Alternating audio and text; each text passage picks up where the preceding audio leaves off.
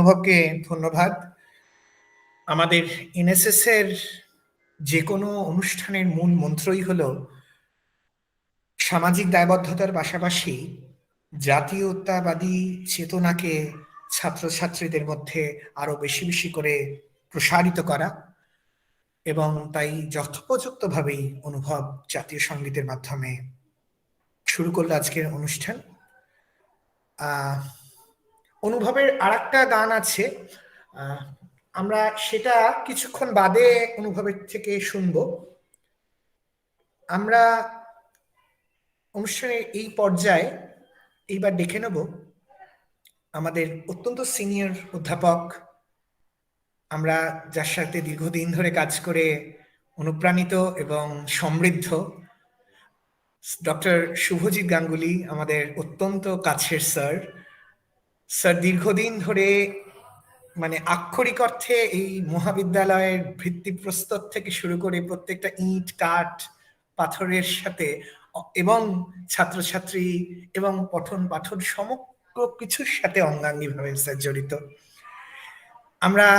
আমি মাঝে মাঝে স্যারকে ঈর্ষা করি, স্যারের যে স্পিরিট, স্যারের যে চেতনা, সেটা আমরা যদি আমাদের জেনারেশন যদি আমরা এরম ভাবে পেতাম, তাহলে আমাদের সমৃদ্ধির ভাড়ার বোধহয় আরেকটু পরিপূর্ণ হতো।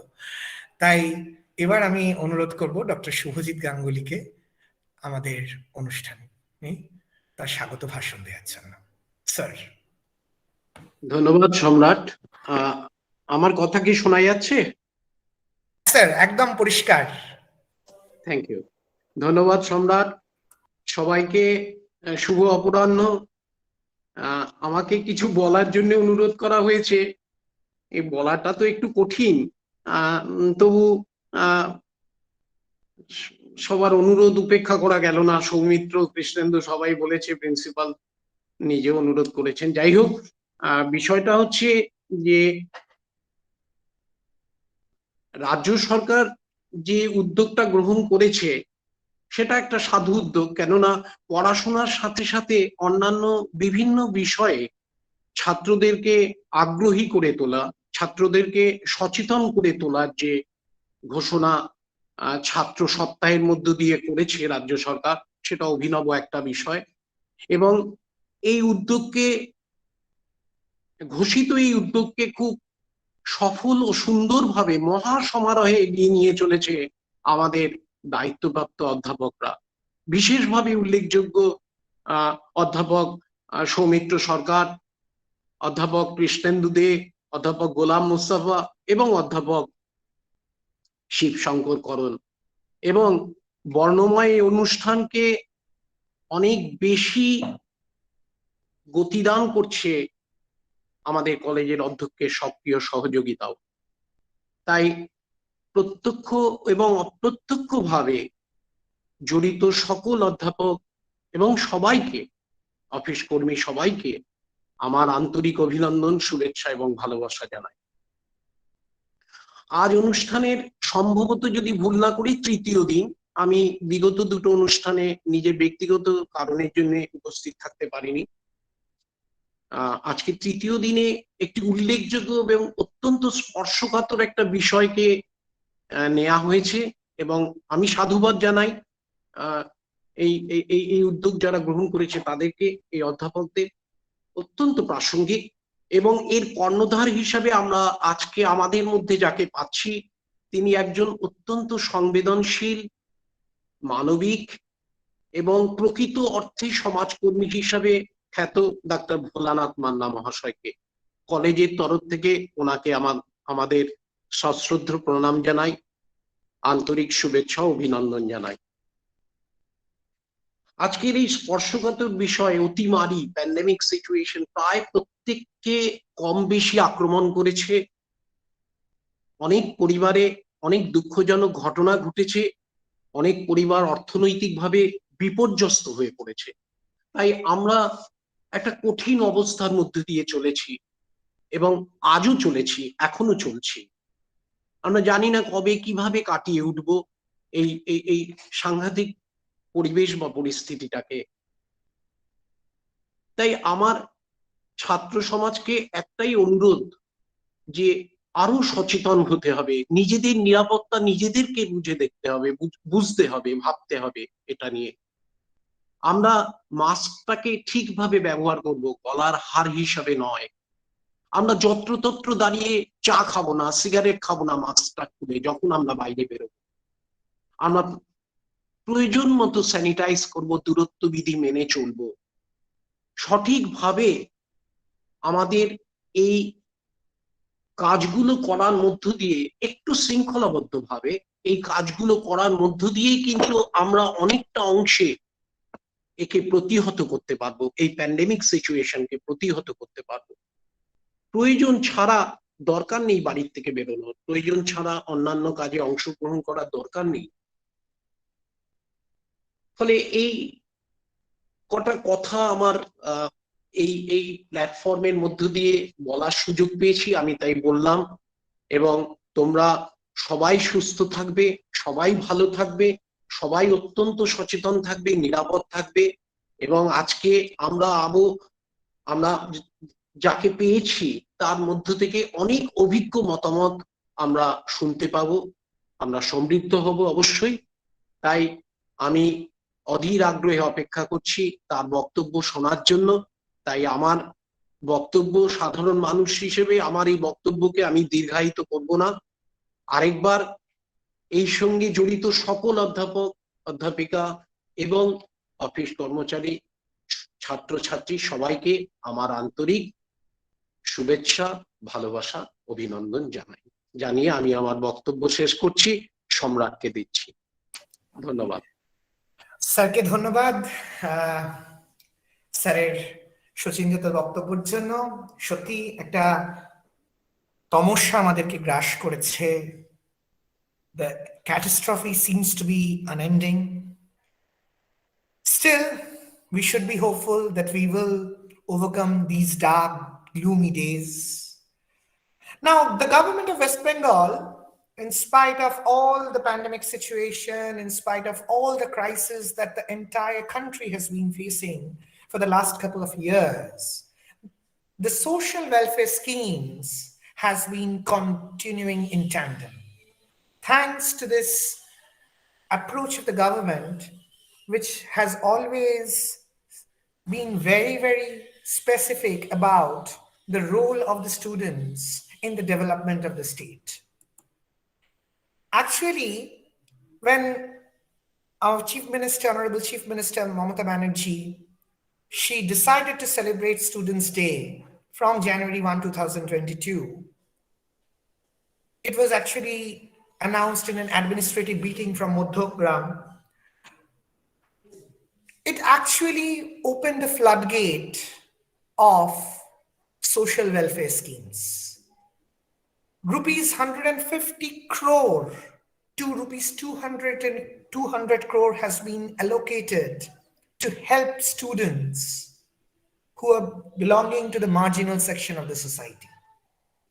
So this inclusive form of growth, a growth which is based essentially on the idea of equal distribution of resource, has been extremely beneficial for each and every section of the community. এই বিষয়ে আমরা আরো আমাদের সংশ্লিষ্ট অধ্যাপকরা আলোকপাত করবেন। আর এই বিষয়ে আলোকপাত করার সব থেকে ভালো যে মানুষটি করতে পারবেন বলে আমি মনে করি, তিনি অবশ্যই আমাদের নোডাল অফিসার, যিনি সরকারের একাধিক সামাজিক সুরক্ষা প্রকল্পগুলোর সাথে জড়িত, বিশেষ করে যেগুলো ছাত্রছাত্রী সম্পর্কিত প্রকল্পের সাথে জড়িত, আমাদের ডক্টর গোলাম মোস্তফা। আমি বিগত ৩-৪ বছর ধরে দেখছি কি প্রচন্ড নিষ্ঠার সাথে, কি প্রচন্ড শ্রমের সাথে তিনি কন্যাশ্রী থেকে শুরু করে বিভিন্ন প্রোগ্রাম অত্যন্ত সার্থকতার সাথে তিনি কি করছেন, জিনিসটাকে ম্যানেজ করছেন। So over to Dr. Ghulam Mustafa.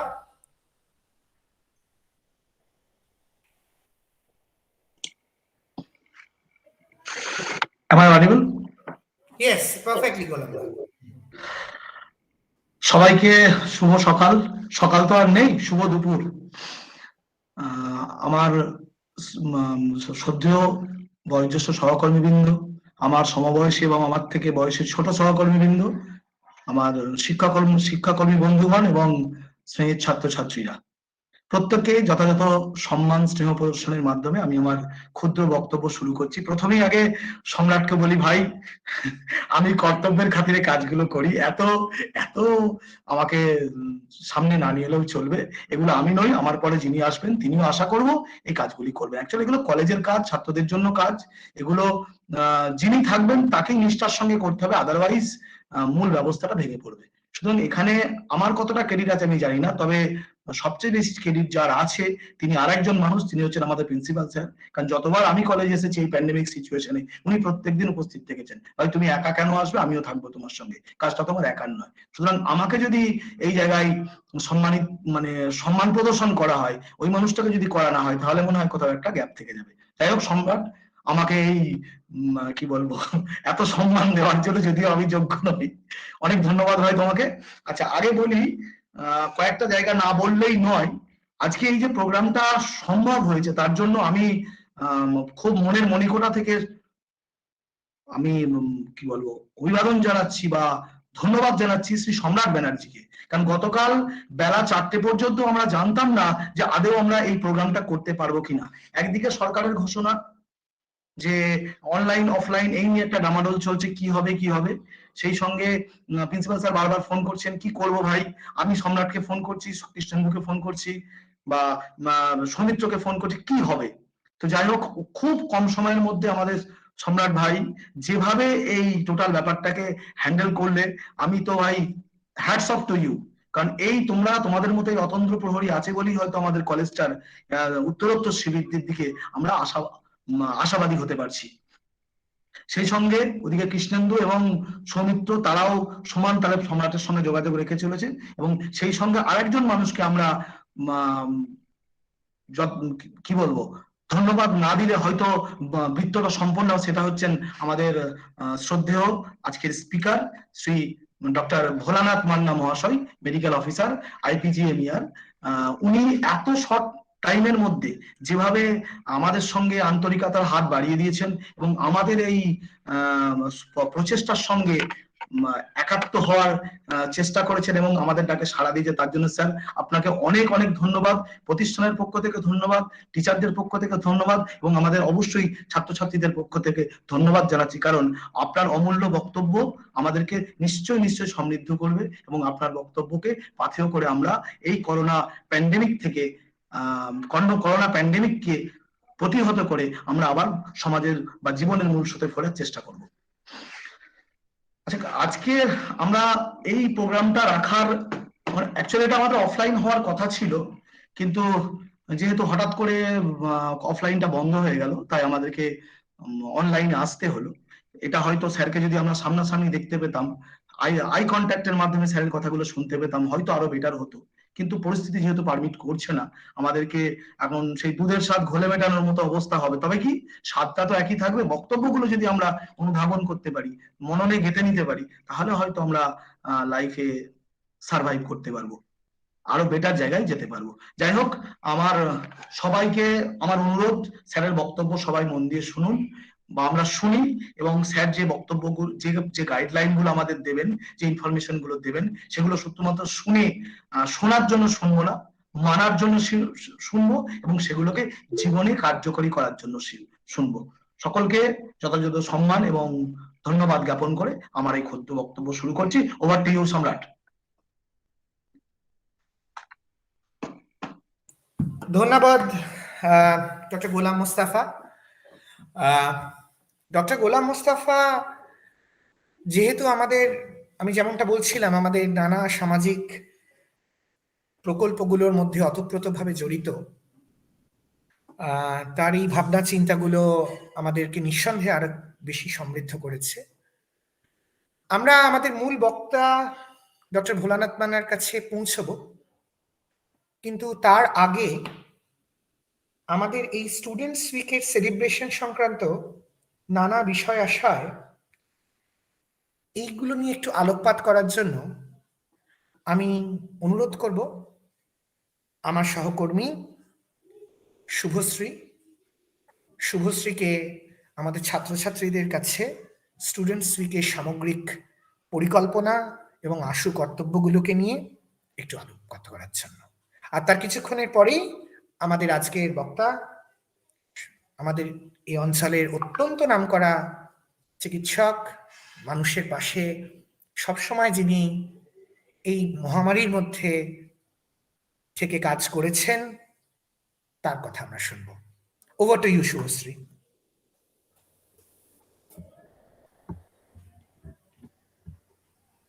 শোনা যাচ্ছে আমার কথা? হ্যাঁ হ্যাঁ, একদম পরিষ্কার। আচ্ছা, রূপম দা একটু হ্যান্ড রেজ করেছেন। রূপম দা বোধহয় কিছু বলতে চান। রূপম দা, আপনি তাহলে বলতে পারেন কিন্তু। না না, ওটা আমার হাতটা লেগে গেছে, তুমি বলো। আচ্ছা আচ্ছা, ঠিক আছে। আচ্ছা, good afternoon everybody. This is Shubhashree Das, assistant professor of Bengali, KSMB. আমি সামগ্রিক স্টুডেন্টস উইক নিয়ে কিছু বলবো না আপাতত। এই সভায় যারা উপস্থিত রয়েছেন, আমার সহকর্মীরা, আমার গুরুজন স্থানীয় তারাও, এবং অধ্যক্ষ মহাশয় এবং আমার সমস্ত ছাত্রছাত্রীদেরকে আমি নতুন বছরের শুভেচ্ছা জানাই।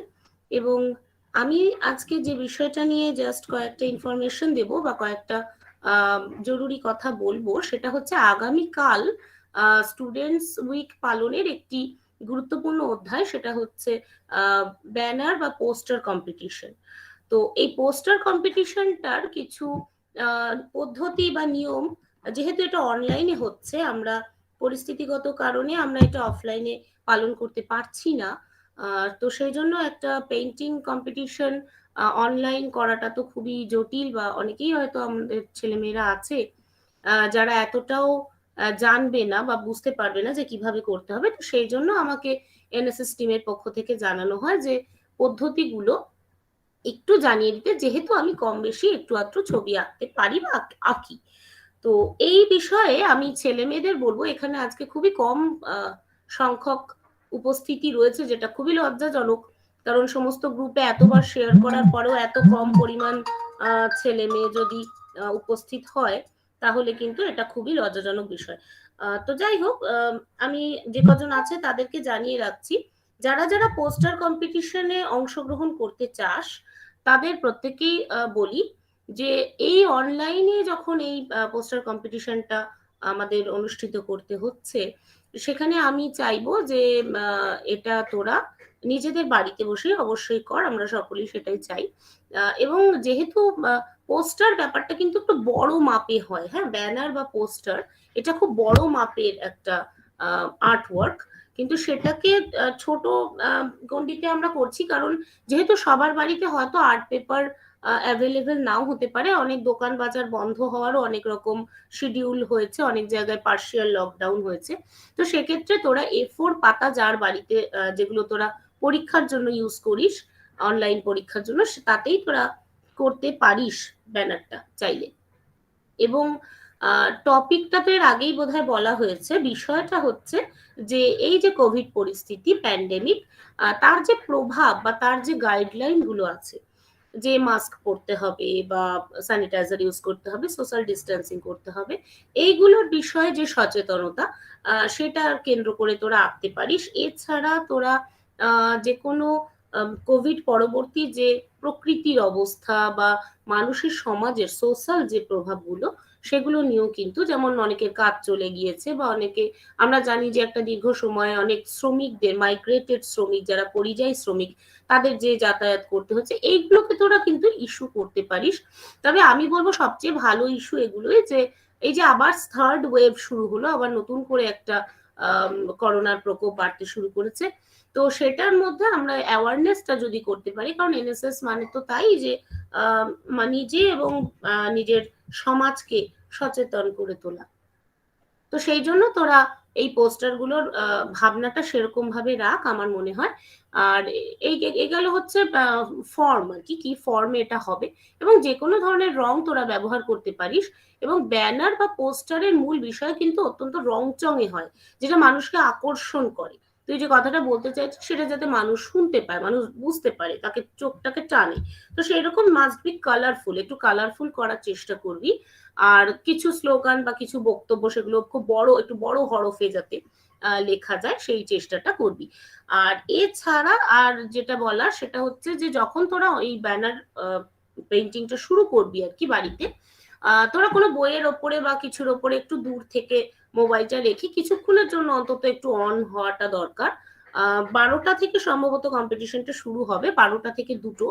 তো 12:15 থেকে 12:30টার মধ্যে যদি তোরা একটু ভিডিও অন রাখিস, অডিও অন না রাখলেও চলবে, ভিডিওটা অন রাখিস, যে আমরা দেখতে পাবো যে তোরা বসে আঁকছিস আর কি, আমরা ড্রয়িংটা শুরু হচ্ছে বা পোস্টার ডিজাইনটা শুরু হচ্ছে, সেই 15টা মিনিট যদি অ্যাটলিস্ট তোরা একটু ভিডিওটা অন রাখিস, এবং তারপর শেষ হয়ে যাবে যখন 2টোর আগে, 2:45 নাগাদ কিন্তু তোরা ব্যানারটা শেষ হয়ে গেলে এইভাবে তুলে ধরে অনলাইনে যেভাবে তোরা ডিসপ্লে করবি, তোদের মোবাইলের সামনেটা এরকম ভাবে ধরে জিনিসটা, ব্যানারটাকে, পোস্টারটাকে একটু ডিসপ্লে করবি।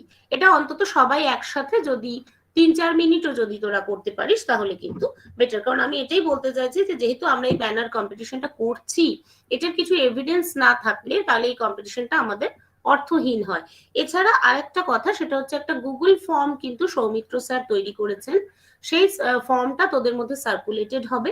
সেই ফর্মে তোরা ঠিক যেভাবে অনলাইন পরীক্ষা দিস সেইভাবে তোরা ব্যানার গুলোর সফট কপি জেপিজি ইমেজ ফর্মে অথবা পিডিএফ ফর্মে, এনি কাইন্ড অফ অ্যাটাচমেন্ট, তোরা কিন্তু ওই ব্যানার গুলো সাবমিট করবি। কারণ প্রথমেই বলছি এটা কম্পিটিশন, তো it should be a result. তো আমাদের শ্রদ্ধেয় প্রিন্সিপাল স্যার এবং আরো যারা সিনিয়র রয়েছেন তাদের মতামত অনুযায়ী আমরা যাদের ফার্স্ট সেকেন্ড থার্ড করবো সেটা আমরা 7th of January আমরা কিন্তু সেটা ডিক্লেয়ার করব।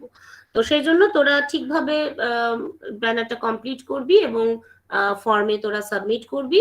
এইভাবে কালকের অনুষ্ঠানটা হওয়ার ইচ্ছে রাখি আর কি, আশা করি তোরা অনেকেই, কারণ পেইন্টিং করার খুব দক্ষতা না থাকলেও কিন্তু ব্যানার পোস্টার বানানো যায়, এবং ব্যানার মানে হচ্ছে তোমার যে বক্তব্য, জোরালো বক্তব্য, সেটা অন্য জনের কাছ অব্দি পৌঁছে দেওয়া, ঠিক আছে? তো এই উদ্দেশ্য রাখি যে তোরা সকলেই যেন অংশগ্রহণ করিস, এবং যদি কেউ এখানে না জয়েন করে থাকে বন্ধু বান্ধবদেরকেও যাতে এটা জানাস। এবং আমি একটা ইনস্ট্রাকশন আমি একটা তৈরি করেছি, সেটা আশা করি সার্কুলেট করে দিতে পারবো তোদের মধ্যে, সেটা দেখে নিলেও তোরা কিন্তু হেল্প হবে তোদের এই বিষয়টাতে, ঠিক আছে? এইটুকুনি বলার ছিল সম্রাটদা, আর কিছু বলার নেই পোস্টার কম্পিটিশনের ব্যাপারে। Over to you. হ্যাঁ, ধন্যবাদ শুভশ্রী। তুই আরো কিছু যদি বক্তব্য থাকে তুই রাখতে পারিস, কারণ ডাক্তারবাবু কিছুক্ষণের মধ্যেই জয়েন করছেন, উনি এক্ষুনি জানালেন। সেক্ষেত্রে কারোর যদি কোনো প্রশ্ন থাকে হ্যাঁ ছাত্রছাত্রীদের কম্পিটিশন, স্যার জয়েন করে গেছেন, স্যার জয়েন করে গেছেন, ঠিক আছে। ছাত্রছাত্রীরা তোমাদের যদি কারোর প্রশ্ন থাকে তোমরা হ্যাঁ। কিন্তু করতে পারো। হ্যাঁ ম্যাডাম এখনো আছেন, তোমাদের যদি শুক্লা ঘোষ তোমার ভিডিওটা অফ করো। শুক্লা ঘোষ, কারোর যদি কোনো প্রশ্ন থাকে তাহলে চ্যাট বক্সেও করে রাখতে পারে, আমি পরেও তার অ্যানসার দিয়ে দেবো, অসুবিধা নেই। ঠিক আছে, আমরা পরবর্তী পর্যায়ে চলে যাই। আমরা অত্যন্ত সম্মানিত, আমরা অত্যন্ত আনন্দিত, আমাদের ঋণ প্রকাশ করার ভাষা নেই। স্যারকে ঠিক গতকাল দুপুরবেলা ঠিক 5টা মিনিটের নোটিসে আমি অনুরোধ করেছিলাম যে স্যার আমাদের ছাত্রছাত্রীদের জন্য স্টুডেন্টস উইক যেটা পালন আমাদের মহাবিদ্যালয় হচ্ছে, সেটার জন্য আপনাকে কিছু আমাদের সঙ্গে আপনার ভাবনা চিন্তা শেয়ার করতে হবে। আমি আমার সমস্ত সহকর্মী, আমার অধ্যক্ষ মহাশয় থেকে শুরু করে আমার ছাত্রছাত্রীদের বলতে চাই, স্যার অত্যন্ত বিজি। আমরা যারা চুঁচড়ো চন্দননগর এই অঞ্চলে থাকি আমরা জানি সকাল থেকে সেই চেম্বার স্যার শুরু করেন এবং সেটা গভীর রাত পর্যন্ত চলে, প্লাস হাউস কলস, এছাড়া তো তার কর্মব্যস্ততা তার কর্মজীবনে থাকেই। কিন্তু স্যার শোনার সাথে সাথেই বললেন, আমি শুধু তোমাকে টাইমটা জানিয়ে দিচ্ছি, একটা মানুষের আন্তরিকতা বোঝার জন্য বোধহয় এটুকুই যথেষ্ট। আমার আজও মনে পড়ে যায়, আমার বাবা হঠাৎ অসুস্থ হয়েছিলেন এবং আমার মনে হয় এই অভিজ্ঞতা চুঁচড়ো চন্দননগর ব্যান্ডেলে বহু মানুষের হয়েছে। তখন ফার্স্ট ওয়েভ অফ কোভিড, বহু চিকিৎসক বললেও কম বলা হয়, অধিকাংশ চিকিৎসক যে কোনো কারণেই হোক তারা রোগী দেখা সাময়িক বন্ধ করে দিয়েছিলেন। আমরা ডক্টর মান্নাকে প্রথম দিন থেকে আজ পর্যন্ত প্রতিনিয়ত প্রতি চেম্বারে পেয়েছি, নিরলসভাবে। আর আমি যদি খুব ভুল না করি, আমার কাছে যেটুকু ইনফরমেশন, ডক্টর মান্না এই প্যান্ডেমিক পিরিয়ডে তার সার্ভিস আরো কয়েক জায়গায় এক্সটেন্ড করেছিলেন, ব্যান্ডেল থেকে শুরু করে চন্দননগরে নানা জায়গায়, যেখানে যাতে মানুষ সেই পরিষেবাটা পায়, মানুষকে যেন চিকিৎসার অভাবে ভুগতে না হয়।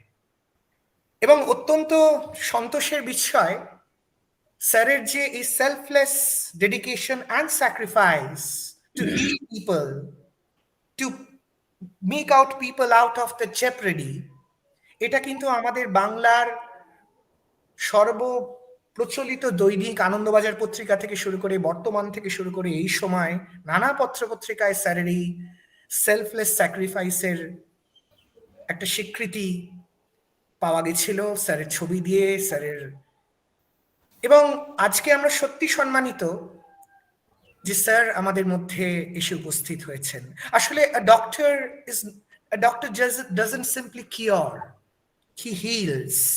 He has that divine touch which actually makes people out of the extreme distress. আমি আর বক্তব্য দীর্ঘায়িত করব না, আমি স্যারকে এবার ছেড়ে দিচ্ছি। স্যার, আপনি আমাদের ছাত্রছাত্রী, এমনকি আমাদের প্রত্যেক স্টাফ, আমরা অধীর আগ্রহে অপেক্ষা করছি, কিছুটা শঙ্কিত, কারণ আজকে থেকে নতুন রেস্ট্রিকশনস চালু হয়েছে। প্রতিনিয়ত সংখ্যাতত্ত্বের বিচারে দেখছি লাফিয়ে কেস বাড়ছে। কি আমাদের করণীয়, কিভাবে আমরা নিজেদেরকে সুস্থ রাখবো, এবং বিপদে পড়লে কিভাবে নিজেদের সেই বিপদ থেকে ঘরোয়াভাবে আমরা নিজেদেরকে মুক্ত করতে পারবো, এই সব নিয়ে sir, over to you sir. নমস্কার, আমি ডক্টর ভোলানাথ মান্না। আপনাদের এই মহাবিদ্যালয় থেকে আমি এই সম্মানটা পেয়ে আমি খুব গর্বিত বোধ করছি নিজেকে। আমি দুই একটা কথা বলি। আমি যখন মেডিকেল কলেজে পড়তাম, নর্থ বেঙ্গল মেডিকেল কলেজে, তখন আমি অ্যাকচুয়ালি বউবাজারের, চন্দননগর বউবাজারের ছেলে। কলিসিনী কলেজে অসিতবাবুর হাত ধরে আমার এনএসএস করা, বাচ্চু কাকু মানে হীরেন্দ্রনাথ দত্ত, অসিতবাবু, এনাদের হাত ধরে আমার এনএসএস করা। তাই এনএসএস ছাত্র এবং সর্বোপরি মানুষ, আমার মনে হয় একটা শিক্ষককে তারা বাঁচিয়ে রাখেন তার ছাত্ররা, আর একটা চিকিৎসককে বাঁচিয়ে রাখেন তার রোগীরা।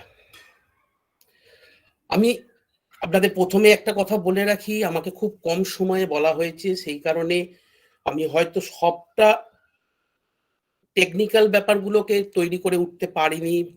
একটা রাত্রের মধ্যে এতটা করা সম্ভব নয়, তার মধ্যে আমার চেম্বার আছে। তবু আমি যেটুকু পেরেছি, আমার যেটুকু অভিজ্ঞতা, আমার সব থেকে বড় কথা কিছু অভিজ্ঞতা আমি শেয়ার করব।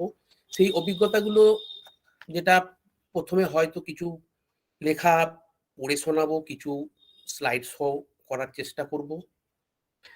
যেমন আজকে আপনারা যেটা নিয়ে উদ্বেগ বাড়িয়েছে রাজ্যে, ওমিক্রন আক্রান্তের সংখ্যা, আপনারা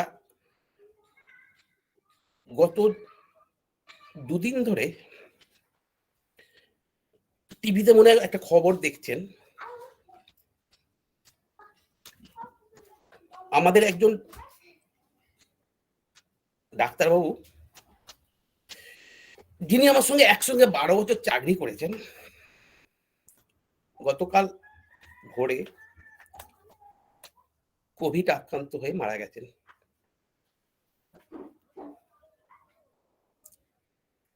অ্যাকচুয়ালি কোভিড জিনিসটা এতটাই মানুষের কে ক্ষতি করেছে। একজন 55 বছরের ডাক্তার, অ্যাক্টিভ ডাক্তার, সরকারি ডাক্তার, চাকরি করছেন, প্র্যাকটিস করছেন, সুগার প্রেসার আছে, এই বয়সে সুগার প্রেসার সবারই থাকে। সেক্ষেত্রে তিনি হঠাৎ করে মেডিকেল কলেজে, দেখবেন আপনার টিভিতে হয়তো দেখাচ্ছে, ডক্টর সত্যনারায়ণ চৌধুরী। তা আমি তার ব্যাপারটাকে স্মরণ করেই আজকে আমি এই জিনিসটাকে আমার মনে হয়েছে সোসাইটির মানুষকে আরো সাবধান করা উচিত। আমাদের যেটা স্বাস্থ্য দপ্তরের সূত্রে খবর পাওয়া গেছে যে বিদেশে না গিয়েও কিন্তু অমিক্রণে আক্রান্ত হয়েছে 4 জন, রাজ্যে হয়েছে 5 জন অমিক্রণ পজিটিভ। এদের মধ্যে একজন আবার বিদেশ যাত্রার কোনো রেকর্ড থাকলেও বাকি 4 জন কিন্তু কেউই বিদেশে যাননি। এই 4 জনের মধ্যে 2 জন কলকাতার, বাকি 2 জন দমদম হাওড়ার বাসিন্দা। এই 5 জনের কারো মৃদু উপসর্গ ছিল, কেউ উপসর্গহীন। আজকেই আমি সকালবেলা 2টো পেশেন্টকে আমি পজিটিভ ডিটেক্ট করে এলাম, যাদের কোনো উপসর্গ নেই, running nose, just running nose. এই কারণে আমি যে কথাগুলো বলবো সেটা সাবধানতার ব্যাপারটা নিয়ে আমি বলবো। তবে তার আগে আমার প্রিয় ছাত্র বা আমার যারা এই বক্তব্যটা শুনছেন তাদেরকে একটু 2-একটা কথা না বললে নয় যে what is coronavirus? Coronavirus is a large group of virus that causes illness of human and animals. এই করোনা ভাইরাসটা ইনফেক্ট করে পিপলকে স্প্রেড করছে সাধারণত যেটা প্রথম দেখা গেছিল সি ফুড মার্কেট মানে সামুদ্রিক মাছেদের যে বাজার, সেই চায়নার উহানে ডিসেম্বর 2019-এ। তারপরে আস্তে আস্তে সারা পৃথিবীতে ছড়িয়ে গেছে। এখন এইখানেতে জানতে হবে যে এদের কি কি ধরনের সিমটম সাধারণত আসে। প্রথমে এরা আসে একটা কাশি নিয়ে আসে, না রানিং নোজ আসে, এবং কথা বলছে যে এই যে আমি যে কথা বলছি আমার মুখ দিয়ে যে ছোট ছোট লালার কণা বেরোচ্ছে, এই জিনিসগুলো থেকে কিন্তু এই রোগটা ছড়ায়। তাই আমাদের সব থেকে বড় কথা মাথায় রাখতে হবে যে আমাদের নাক, মুখ, ইভেন চোখ, আমরা দেখেছি যে যদি ইনফেক্টেড, এটাও দেখা গেছে সায়েন্টিস্টদের বক্তব্য এরকম যে চোখ দিয়েও কিন্তু ইনফেকশনটা ছড়িয়েছে। অতএব আমি রাস্তায় যেতে যেতে আমার চোখটা হঠাৎ করে রোগড়ে জ্বালা করতে আরম্ভ করলো, আমি এই হাতেতে, যে কোনো হাতেতে আমি চোখটাকে রোগড়ে ফেললাম, তাতেও কিন্তু কোভিড আসতে পারে। এখন এবার আমাকে জানতে হবে যে কোভিডের কি কি সিমটম সাধারণত থাকে। সাধারণত সিমটম এগুলো আমি আমি টেকনিক্যাল লোক নই, তা সত্ত্বেও আমি আপনাদের কাছে যেটুকু সম্ভব আমার যেটা মনে হয়েছে আমি সেগুলো বলছি। কোভিড-19-তে যেটা হয়, সবার আগে যেটা হয়, এটা খুব 1 থেকে 14 দিনের মধ্যে, আজকে ধরুন আপনি ইনফেক্টেড হলেন, 14 দিনের মধ্যে আপনার সিমটমটা দেখা দেবে, এবং সেটা আবার 2 থেকে 5 দিনের মধ্যেও হতে পারে, আবার 14 দিন কেন, 1 মাস পরে 2 মাস পরেও হতে পারে। এটা এখনো কিন্তু কেউ প্রুভ করতে পারেননি যে এক্সাক্ট কবে হবে, কতদিনের মধ্যে এটা দাঁড়াবে। সে কারণেই আজকে কোভিড চলে গেছে বলে আমরা লাফিয়ে সমস্ত বাজারে বেরিয়ে পড়লাম, সেটা কিন্তু ঠিক নয়। এবার আমাদের জানতে হবে যে কোভিড জিনিসটাতে আমাদের কি কি ঘটে। কোভিডে যেটা ঘটে সেটা হচ্ছে, প্রথম কথা হচ্ছে জ্বর, কাশি, সাধারণ উইকনেস, অল্পতে ক্লান্ত হয়ে যাওয়া, প্রচন্ড মাথার যন্ত্রণা, মাসেলে ব্যথা, গা হাতে প্রচন্ড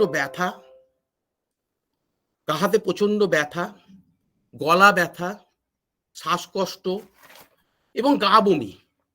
এই যে জিনিসগুলো, এইগুলোর মধ্যে আমার মনে হয় আমরা প্রত্যেকেই কিছু না কিছু এই সিজনে এসেছে। আমি আপনাদের বলছি যে আমার খুব বাস্তব অভিজ্ঞতা, এই গত কদিনের মধ্যে ওমিক্রন বাড়াবাড়ি গভর্নমেন্ট যে ডিক্লেয়ার গুলো করছেন, তারপরে আজকে সকালে বলছি যে আমি কিন্তু মানে চেম্বারে পেশেন্টদের কাছ থেকে মাথা তুলতে পারছি না, এতটাই মানুষ ভয় পেয়েছে। এই ভয়টা কিন্তু অনেক আগে পাওয়া দরকার ছিল। আমরা যখন পুজোতে, আমরা যখন 25শে ডিসেম্বর, আমরা যখন 1 জানুয়ারি প্রচুর আনন্দ করেছি, আজকে একটা মাথায় রাখতে হবে যে কোভিড জিনিসটা কাদের হয়। কোভিড জিনিসটা সাধারণত 60 বছরের ওপরের মানুষরা, তারা খুব তাড়াতাড়ি এফেক্টেড হতে পারেন। এছাড়া যাদের কিছু কিছু শারীরিক অসুস্থতা আছে, যেমন সুগার, প্রেসার, ইমিউনো সাপ্রেসড কোনো রোগ, HIV যাদের আছে, বা টিউবারকুলোসিস হয়ে গেছে, কিডনির কোনো রোগ আছে, লাংস, লিভার বা ব্রেনের কোনো ডিজিজ আছে, ইভেন যদি কেউ খুব ওবেস পেশেন্ট হয়, তাদেরও কিন্তু এই ধরনের রোগটা হতে পারে। এখন এই ক্ষেত্রে যেটা হয় সেটা হচ্ছে যে মাইল্ড ক্ষেত্রে কি হবে, মাইল্ড ক্ষেত্রে যে জিনিসটা ঘটবে সেটা হচ্ছে যে খুব অল্প শ্বাসকষ্ট হতে পারে বা একটু নাকটা রানিং নোজ হতে পারে। কিন্তু যখনই মেজর কেস হবে, সেই মেজর কেসেতে কিন্তু যেটা ঘটবে সেটা হচ্ছে যে তাদের প্রচন্ড পরিমাণে শ্বাসকষ্ট, এবং এটাই জীবনে কিন্তু তাদের মৃত্যু ডেকে আনবে। এই রকম অবস্থায় আজকে আমাদের যেটা মনে হয়েছে যে আমার যেটা মনে হয়েছে যে এটা যদি মাথায় রাখা হয় যে আমরা যদি এই কোভিড, তো আমরা 2019 থেকে লড়াই করছি, ডিসেম্বর 2019 থেকে কোভিড নিয়ে লড়াই করছি। তো কোভিড হঠাৎ করে এরকম ভাবে, কোভিড তো অনেক আগে, কোভিড-19 তো চলে গেছে, এখন আর কি দরকার? আমি আবারও একটা কথা বলি, আমাদের রোগের ইতিহাসগুলো মনে হয় মাস্টারমশাইদের কাছ থেকে আরেকটু ভালো করে পড়ে নেওয়া উচিত, ছাত্রছাত্রীদের একটু পড়ানো উচিত। কারণ এক একটা রোগ যখন এসেছে কমপক্ষে 5 বছর 7 বছর ধরে মহামারী করেছে, ইতিহাস তাই বলে। তাই এত তাড়াতাড়ি আমাদের সব চলে গেছে এটা ভাবাটা ঠিক নয়। আমরা যতই মডার্ন হয়ে থাকি, আমরা যেমন মডার্ন হয়েছি, আমাদের ভাইরাসগুলো কিন্তু মডার্ন হয়েছে। প্রতি মুহূর্তে তারাও কিন্তু তাদের চরিত্র বদলাচ্ছে। আমি একটা ছোট্ট উদাহরণ দিই। আপনাদেরই কোন একটি কলেজের শিক্ষক আমার কাছে এসেছেন। আমি তাকে RT-PCR করিয়ে তাকে পজিটিভ দেখে তাকে বাড়িতে রেখে হোম আইসোলেশনে রেখে আমি চিকিৎসা করেছি। এবার মাস্টারমশাই বলছেন আমার কলেজ থেকে চাপ দিচ্ছে, জয়েন কবে করব। 24 দিনের মাথায় আমি আবার টেস্ট করালাম, পজিটিভ। এবং সেই টেস্টটা মানে পশ্চিমবাংলার 2-3টে বড় জায়গা থেকে আমি করালাম, বড় বড় ল্যাবরেটরিতে। ইভেন আমি তাদের সঙ্গে কথা বললাম যে স্যার আপনারা যে টেস্টটা আবার পজিটিভ পাঠালেন, এটা কেন, কি কারণে এটা পজিটিভ হলো? তখন তাদের যারা প্যাথোলজিস্ট বা যারা এইটা নিয়ে প্রতিনিয়ত কাজ করছেন, তাদের বক্তব্য হচ্ছে, আপনারা দেখে থাকবেন যে কোভিডের যে স্পাইক গুলো আছে, আমরা যখন চিকিৎসা করছি ওই ভাইরাসের স্পাইক গুলো আস্তে আস্তে ভেঙে নষ্ট হয়ে তার কার্যক্ষমতাটা হারিয়ে ফেলছে, কিন্তু ওই স্পাইক গুলো আবার তাদের ক্যারেক্টারটা আবার বদলাচ্ছে ওই স্পাইকেতে, তখন আবার তারা পজিটিভ সিগন্যাল দেখাচ্ছে। তাই এত সহজ ব্যাপারটা নয়। এক্ষেত্রে একটাই কথা সেই বলতে হয় যে prevention is better than cure. আমরা যদি prevention and better than cure ব্যাপারটাকে মাথায় রাখি, তাহলে মনে হয় এই যাত্রায় বেঁচে যাব। এরপরে আমি কিছু কথায় আসি। আমাদের এখন এই যে নতুন যে জিনিসটা এসেছে সেটা হচ্ছে ওমিক্রন। আজকে বাজারে রাস্তায় ঘাটে ওমাইক্রন বলে লোকজন চিৎকার করছেন। তা ওমিক্রন কি? কোভিডেরই একটা নতুন ভ্যারাইটি, যার নাম্বার হচ্ছে B11529।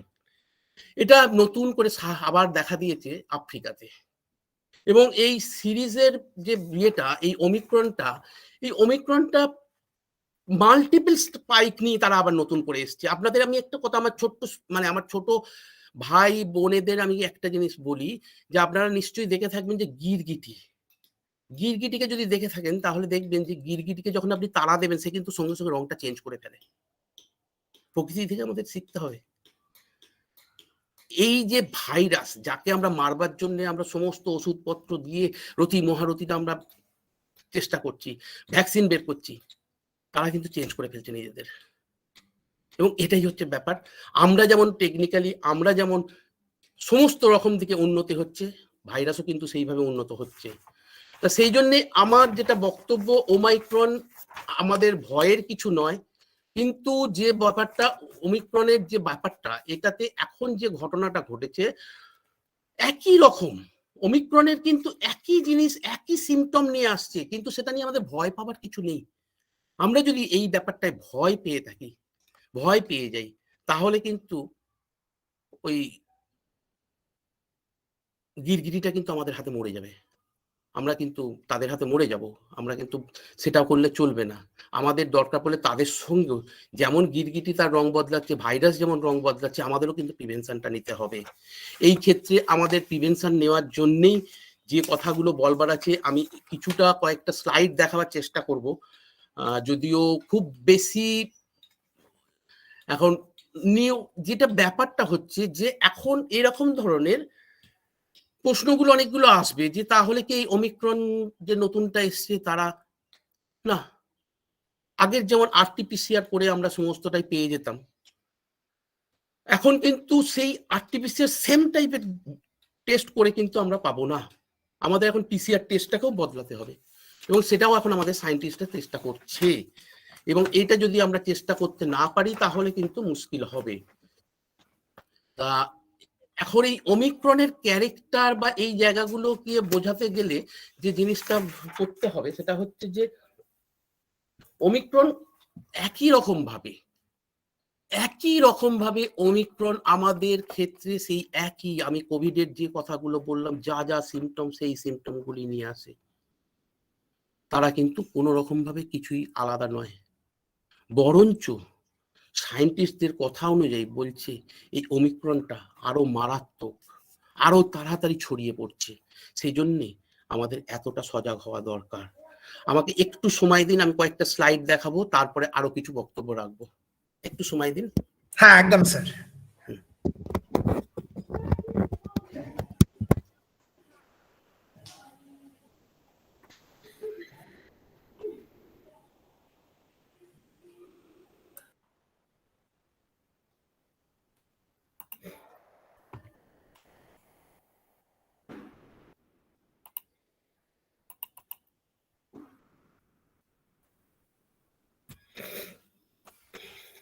উল্টে যাবে নাকি?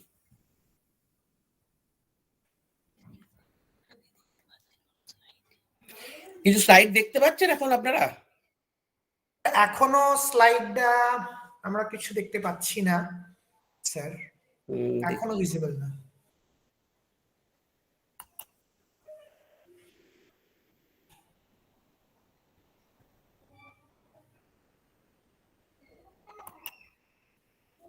সৌমিত্রদা তুমি একটু স্যারকে গাইডও করতে পারো। সৌমিত্রদা? হ্যাঁ শুনছি আমি। হ্যাঁ হ্যাঁ তুমি একটু স্যারকে। ঠিক আছে, দেখছি দেখে নিচ্ছি। স্যার কি ল্যাপটপ থেকে করছেন? হ্যাঁ ল্যাপটপ থেকে। স্যার ল্যাপটপে দেখুন একটা অপশন আছে, দেখুন প্রেজেন্ট নাও বলে। প্রেজেন্ট নাও, আচ্ছা। হ্যাঁ প্রেজেন্ট নাও ক্লিক করুন, দিয়ে আপনাকে তিনটে অপশন শো করবে, your entire screen a window. আপনি কোনটা ক্লিক করলেন, ইওর এন্টায়ার স্ক্রিন না উইন্ডো? Enter screen. ব্যাস ব্যাস শো করছে। এবার আমরা দেখতে পাচ্ছি। হ্যাঁ এবার একদম ক্লিয়ার।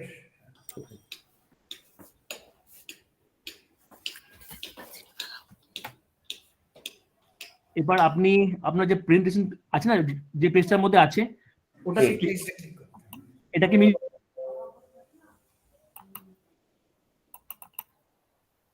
হ্যাঁ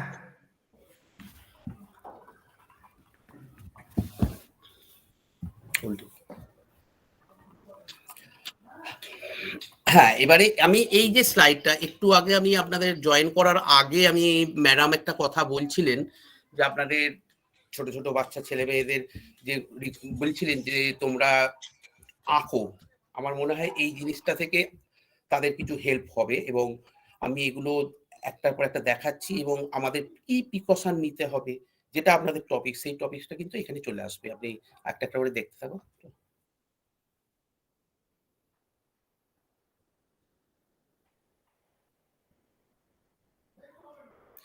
প্রথমেই কথা হচ্ছে যে আমরা প্যানিক করব না, আমরা প্যানিক করলে কিন্তু আমরা হেরে প্রথমেই যদি যাই তাহলে কিন্তু সব জায়গাতেই হেরে যাব। তো সে কারণে আমাদের অনেক রকমের কোয়ারি আছে, করোনা ভাইরাসের উপরে কিছু কোয়ারি থাকে, সেই কোয়ারিগুলো এখানেতে আমরা ডিসকাস করব, যে কোয়ারিগুলো সেগুলোতে কিভাবে প্রিকশন নিতে হবে, কারণ কি চিকিৎসা করতে হবে সেটা ডাক্তারবাবুদের ব্যাপার, কিন্তু কি করতে হবে, এই রোগটা না হওয়ার জন্য কি করতে হবে সেটা সাধারণ মানুষকে অবশ্যই জানা দরকার। বেসিক প্রথমেই ফার্স্ট যে জিনিসটা হচ্ছে যে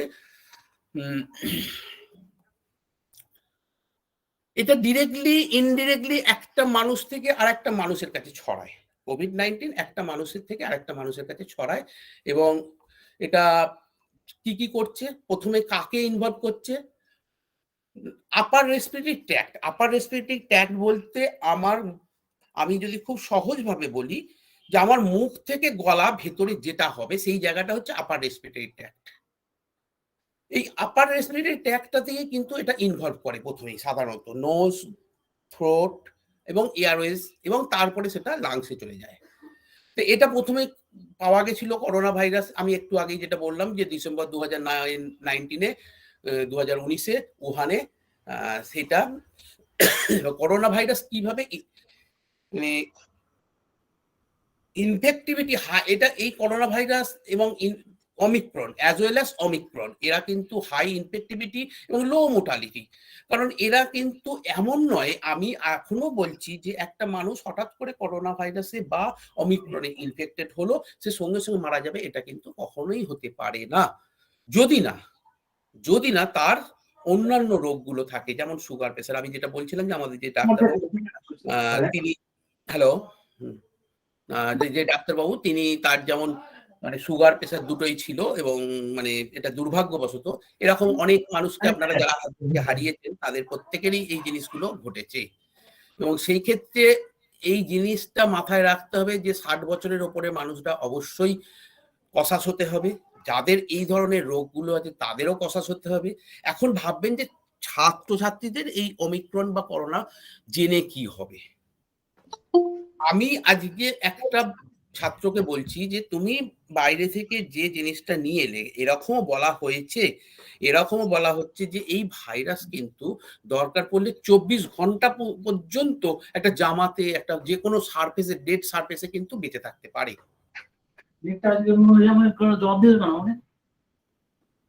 তো সেক্ষেত্রে যে ঘটনাটা ঘটে সেটা হচ্ছে যে যদি দেখা যায় যে তুমি মানে আমি একটা ছাত্রকেই বলছি বা ছাত্রীকেই বলছি, তুমি একজনের কাছ থেকে ইনফেকশনটা নিয়ে এলে, তোমার বাড়িতে তোমার বাবা বা ঠাকুমার হবে না এরকম কোনো কথা নেই। এবং সেক্ষেত্রে কিন্তু এই জায়গাগুলো কিন্তু আমাদের সাবধান হতে হবে। এবং তুমি কেরিয়ার হিসেবেও কাজ করতে পারো, আমাদের মাস্টারমশাইরাও কিন্তু অনেকে কেরিয়ার হিসেবে কাজ করতে পারেন, সবাই যে হবে তা নয়। সে কারণেই আমাদের কিন্তু এই সাবধানতাটা এবং বেশি প্যানিকটা, যে চিন্তাটা, বেশি ভয়টা এই কারণেই যে আমি কার মাধ্যমে কে কিভাবে রোগটা নিয়ে আসবে সেই জিনিসটা আমরা কেউই জানি না। কিন্তু এই প্যানিকটাও কিন্তু আবার এটাও ঠিক যে এই প্যানিকটাও বেশি থাকা উচিত নয়, আমাদের প্রিকশনটা নিতে হবে। এবং এখানে একটা দেয়া আছে যে will I die if the catch the disease. না, আমরা মারা যাব না, আমরা কখনোই মারা যাব না। সাধারণত 80% মানুষকে আমি দেখেছি, আমি নিজে চিকিৎসা যাদের করেছি আমি দেখেছি, আমি এখনো পর্যন্ত যেটা বলতে পারি যে আমি যদি গত 3 বছরেতে অন্তত 500 পজিটিভ পেশেন্টকে চিকিৎসা করে থাকি, তার মধ্যে হার্ডলি 2-3 জন এক্সপায়ার করেছেন। অতএব সেক্ষেত্রে পার্সেন্টেজ অনুযায়ী কিন্তু অনেক কম, কিন্তু সেই মানুষগুলোকে কিন্তু সাবধান হতে হবে।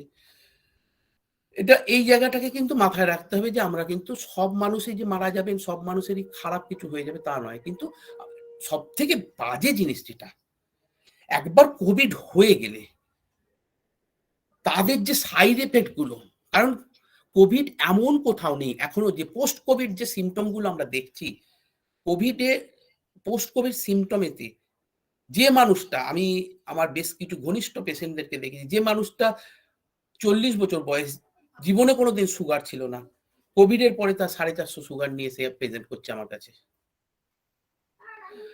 আবার যে মানুষটার কোনোদিন প্রেসার বলে ছিল না, তার ফ্যামিলির কারো প্রেসারের হিস্ট্রি ছিল না, সে কিন্তু হঠাৎ করে দেখা গেল 170-110 প্রেসার নিয়ে আমার কাছে প্রেজেন্ট করছে।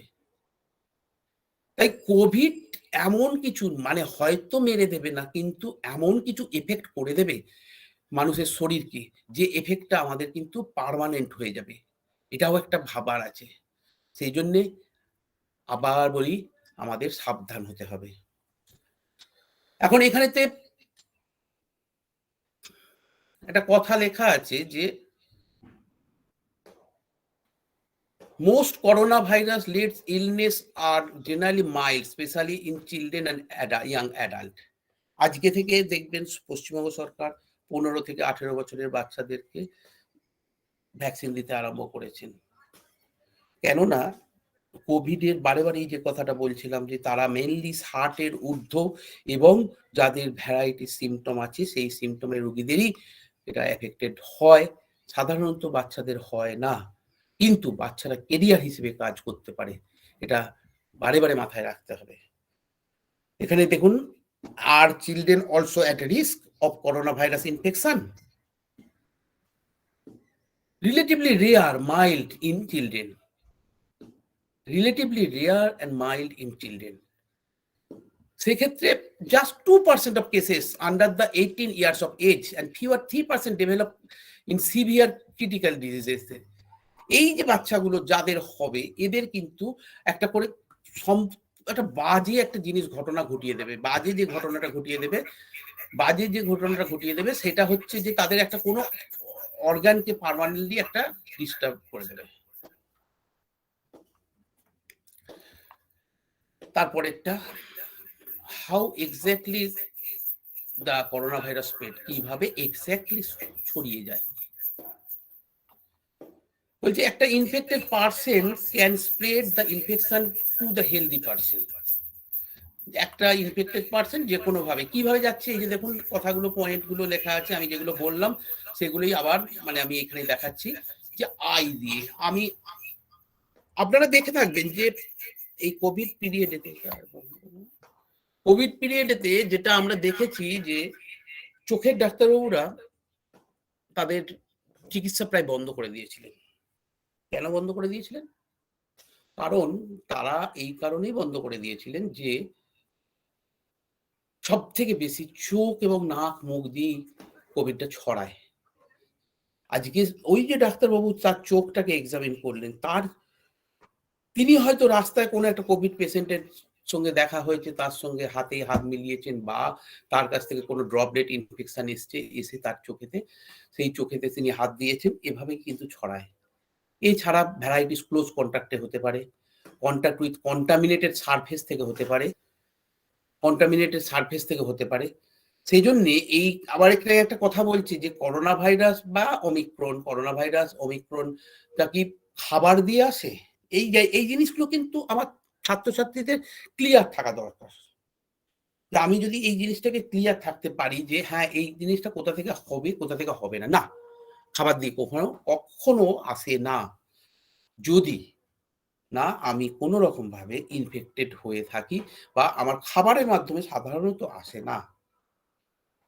এখানে কি বলছে, experience of other corona viruses like SARS and MERS suggest that people don't get infected through food. কোনো খাবারের মাধ্যমে কিন্তু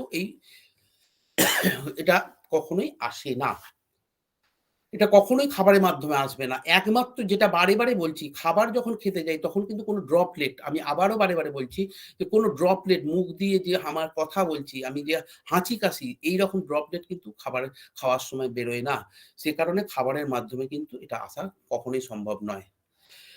এখানে আবার কিছু কথা দেওয়া আছে যে চিকেন বা এগ এসব খেলে কি তাদের মধ্যে করোনা ভাইরাস আসতে পারে? না, এগুলো কোনো রকম ভাবেই আসতে পারে না।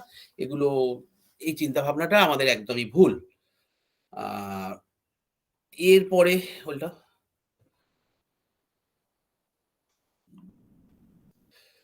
এইখানে কি বলছে যে আমরা কি একটা এখানে লাইনটা আছে যে do I have corona virus if I am কাফিং অর স্নিজিং?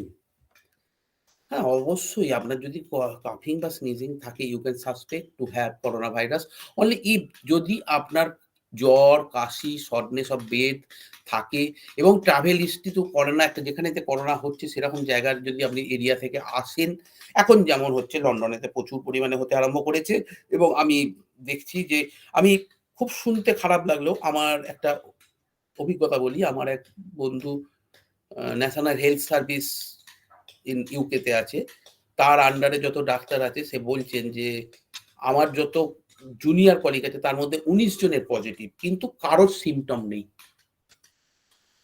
এটা দুর্ভাগ্য, কারোর সিমটম নেই, জাস্ট রানিং নোজ, কিন্তু তাদের প্রত্যেকের, ওদের তো ডিউটিতে যেতে গেলেই তো টেস্ট করা হয়, সেই টেস্টে 19 জনের পজিটিভ, এবং তারা প্রত্যেকে আইসোলেশনে আছে। এইরকম ধরনের জায়গাগুলোতে এইরকম হলে এইসব জায়গাতে আমরা কিন্তু এই জিনিসগুলোকে আমরা পজিটিভ পাবো। এবার কি বলছে, সিমটম কি কি, একই কথা, সেই নতুন করে একই কথাই বলা হচ্ছে। আমি মনে হয় একটু বোর হয়ে যাচ্ছে যে একই কথা বারে বারে বলে যাচ্ছি। এবারে আরো কিছু কথা বলা হয়েছে। বলছে যে তোমার কি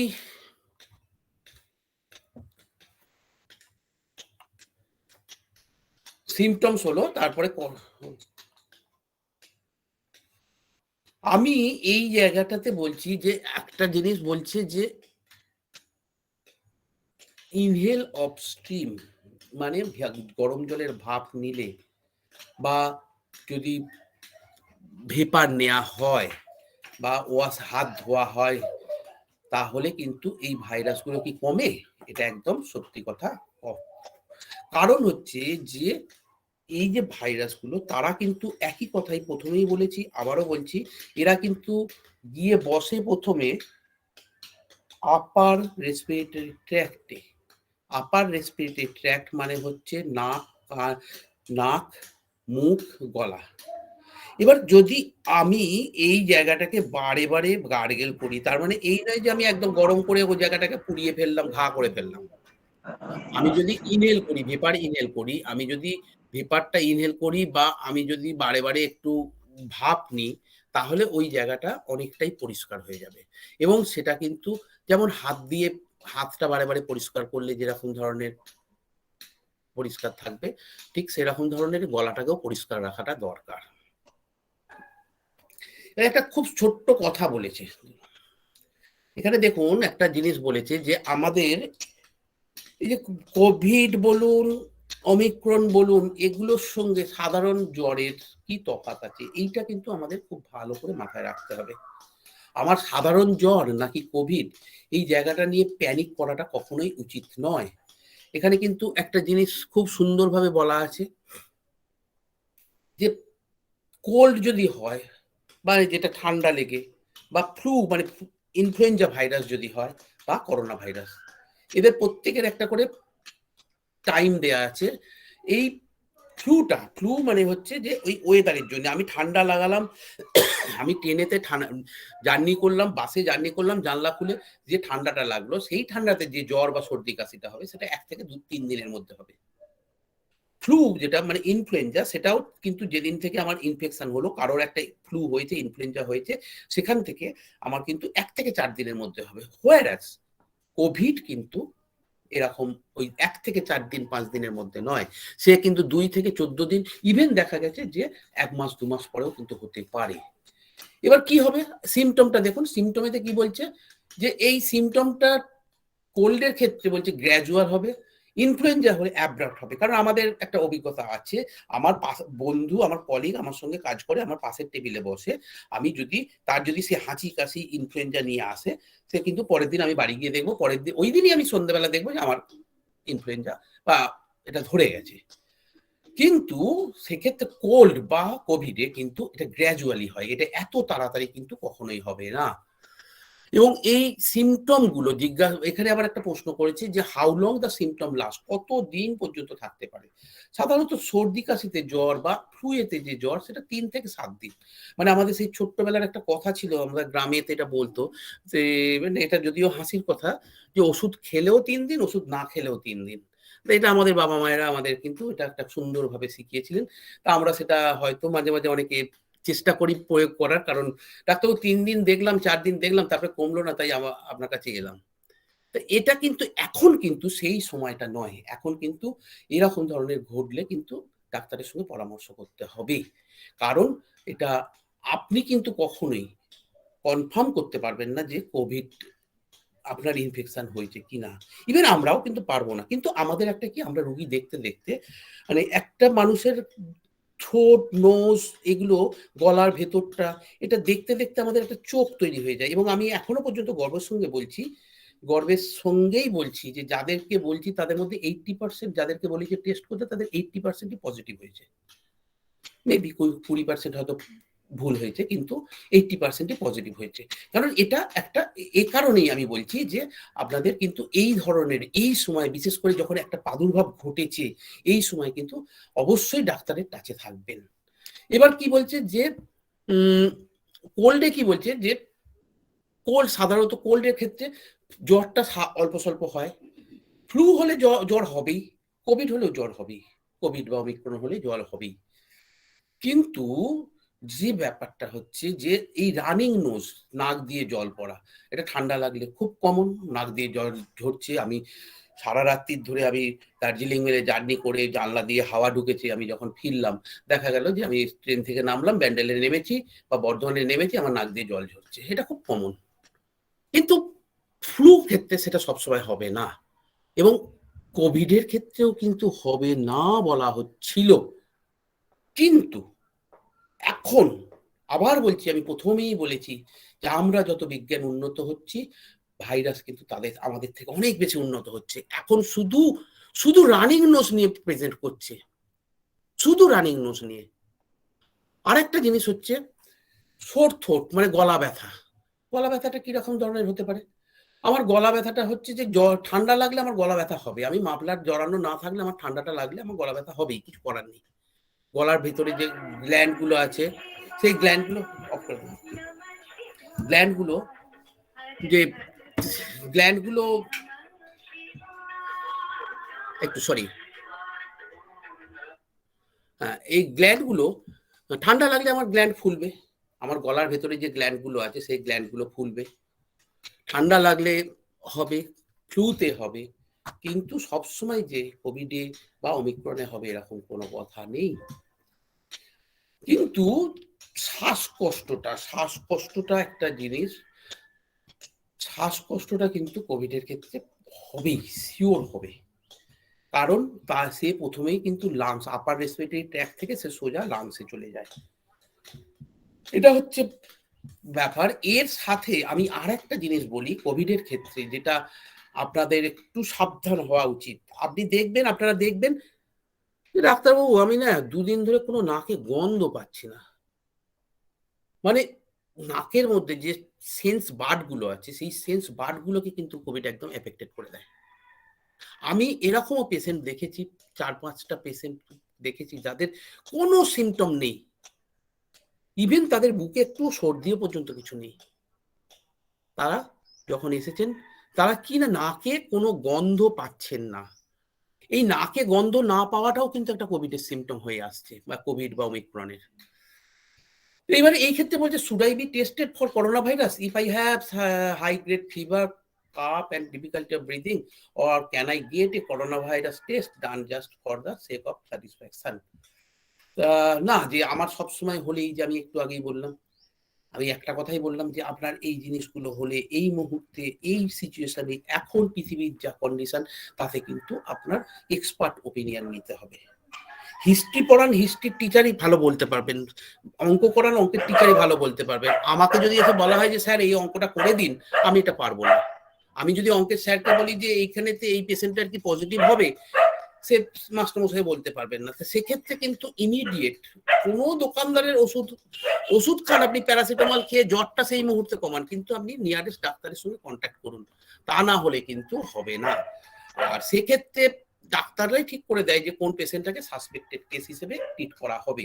এই কারণেই যে আপনাদের ওরিড হওয়ার, কখন এতটা চিন্তা করার মতো কোনো সিচুয়েশন এখনো পর্যন্ত আসেনি, এবং সেই সিচুয়েশন যাতে না আসে সেটাই আমরা মানে সুপ্রিম পাওয়ারের কাছে প্রে করে যাব, যে সেই সিচুয়েশন যাতে না আসে এবং আমরা যাতে সেই সিচুয়েশনটাকে তৈরি করতে না দিই।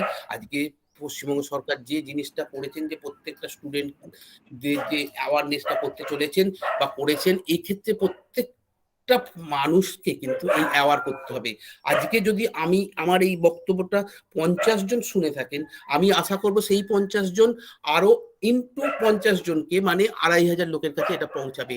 এটা পৌঁছালে আমরা 2500 লোক, মানে আমরা কিন্তু 5000 কি 10,000 মানুষকে কিন্তু অ্যাওয়ার করতে পারবো। এখানে আরেকটা কথা বলছে, can a person infected with corona virus recover completely and be no more infection? হ্যাঁ, মানে কমপ্লিটলি সে ইনফেক্টেড জায়গাটা থেকে, ইনফেকশনের জায়গা থেকে সে কমপ্লিটলি হয়ে যাবে, কিন্তু সাইড এফেক্ট একটা অন্য রকমের ব্যাপার। আমি খুব সহজভাবে বলি, একটা সহজভাবে, মানে আমার ছাত্র এবং মাস্টারমশাইদের সবাইয়ের কাছে বলছি, এই যে যখন প্রচন্ড বর্ষাকালে প্রচন্ড বৃষ্টি হয়, আমার ছাদের ওপরটা যখন একটা ড্যাম্প হয়ে যায়, আমি হাজার চেষ্টা করলেও সেই ড্যাম্পকে কিন্তু আমি ড্যাম্প প্রুফ দিয়েও হলেও আমি পারবো না সেই ড্যাম্পটা করতে। আমার বডিতে যখন একবার এই ধরনের ইনফেকশন হয়ে যাবে, একটা প্যাচ পড়ে যাবে, আমার লাংসের মধ্যে একটা প্যাচ পড়বে, আমার হার্টের উপরে একটা প্রবলেম আসবে, আমার প্রেশারটা বেড়ে যাবে, আমার সুগারটা বেড়ে যাবে, বা আমি মেন্টালি, সব থেকে বড় কথা এখানে যেটা বলার দরকার আছে, আমি নিজে চোখে দেখেছি এবং আমার পেশেন্ট, সেটা না বললে মনে হয় অন্যায় হবে, আমাদের এখন ডাক্তারবাবুদের এখন এই যে কোভিড শেষ হলে তাদের একটা বিরাট দায়িত্ব পড়বে সোসাইটির, এবং প্রত্যেকটা মানুষেরই সোসাইটির, যারা কোভিড আক্রান্ত বা যাদের বাড়িতে কোভিড আক্রান্ত, তারা মানসিকভাবে যেভাবে ভেঙে পড়েছেন সেটাকে কিন্তু রিকভার করার একটা জায়গা দরকার। তা না হলে কিন্তু কিছুদিন পরে দেখা যাবে যে আমাদের পৃথিবীতে পাগলের সংখ্যা অনেক বেড়ে গেছে, ডিপ্রেশনের সংখ্যা বেড়ে গেছে। প্রচুর মানুষ, আমি নিজে প্রচুর মানুষকে ডিপ্রেশনের জায়গা থেকে তাদেরকে রিকভার করার চেষ্টা করেছি, যখন সেখানেতে অসুবিধা হয়েছে সাইকিয়াট্রিস্টের ওপিনিয়ন নিতে হয়েছে, কাউন্সিলরের ওপিনিয়ন নিতে হয়েছে। এটাও একটা কিন্তু একটা ক্ষতি বলা যেতে পারে, মানে এই কোভিডের একটা সাইড এফেক্ট বলা যেতে পারে।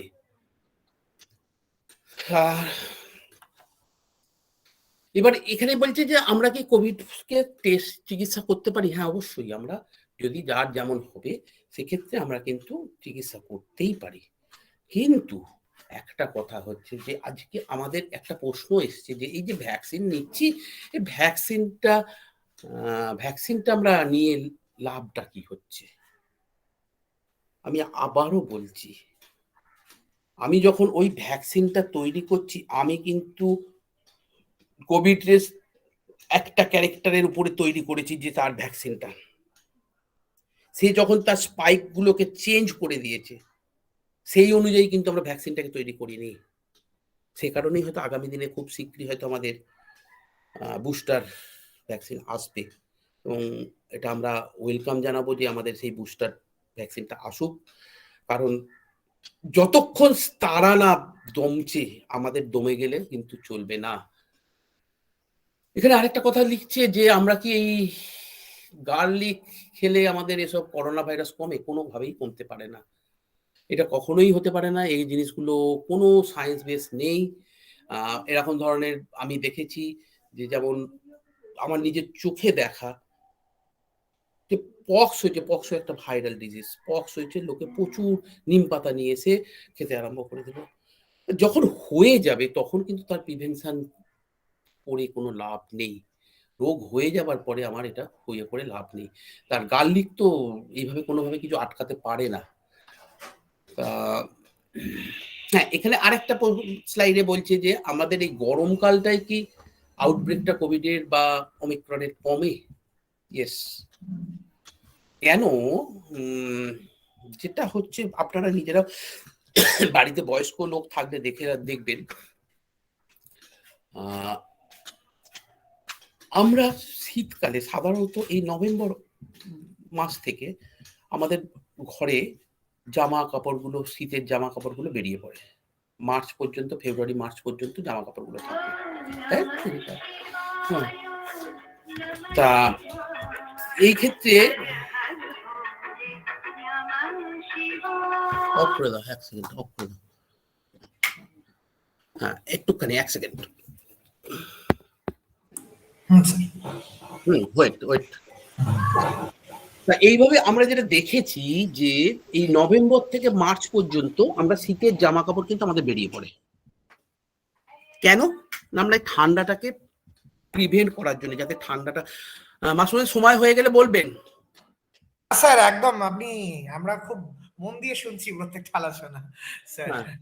তা ব্যাপারটা হচ্ছে যে এই যে আমরা নভেম্বর থেকে মার্চ পর্যন্ত আমরা শীতের জামা বের করে ফেলি, কেন না? আমরা ওয়েদারটাকে অ্যাডাপ্ট করার জন্য, আমার বডির টেম্পারেচারের সঙ্গে বাইরের টেম্পারেচারে অ্যাডাপ্ট করার জন্য, আমরা প্রকৃতির সঙ্গে মিলিয়ে নেবার জন্য আমরা এটা করি।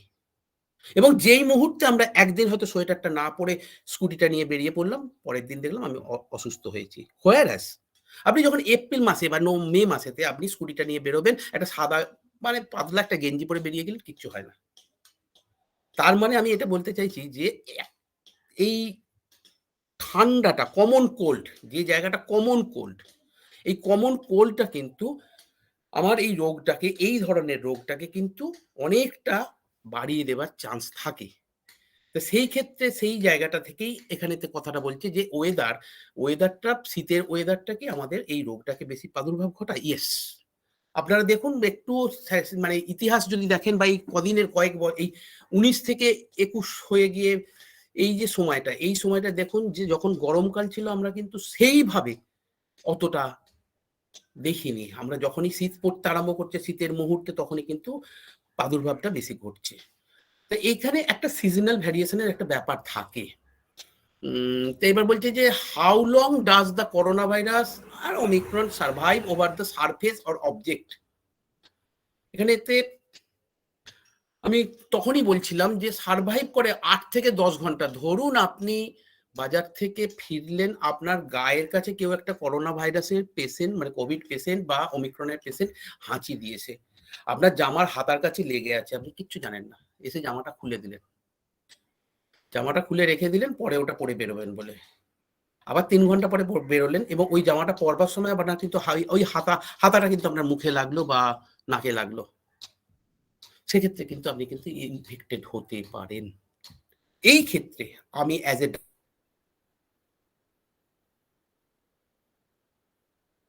ডাক্তার বলবো যে বাড়ির বাইরে যখনই বেরোবেন তখনই ফিরে এসে যে কাপড়টা পরে যাচ্ছে সেটা কিন্তু পরিষ্কার করে ধোয়ার চেষ্টা করবেন।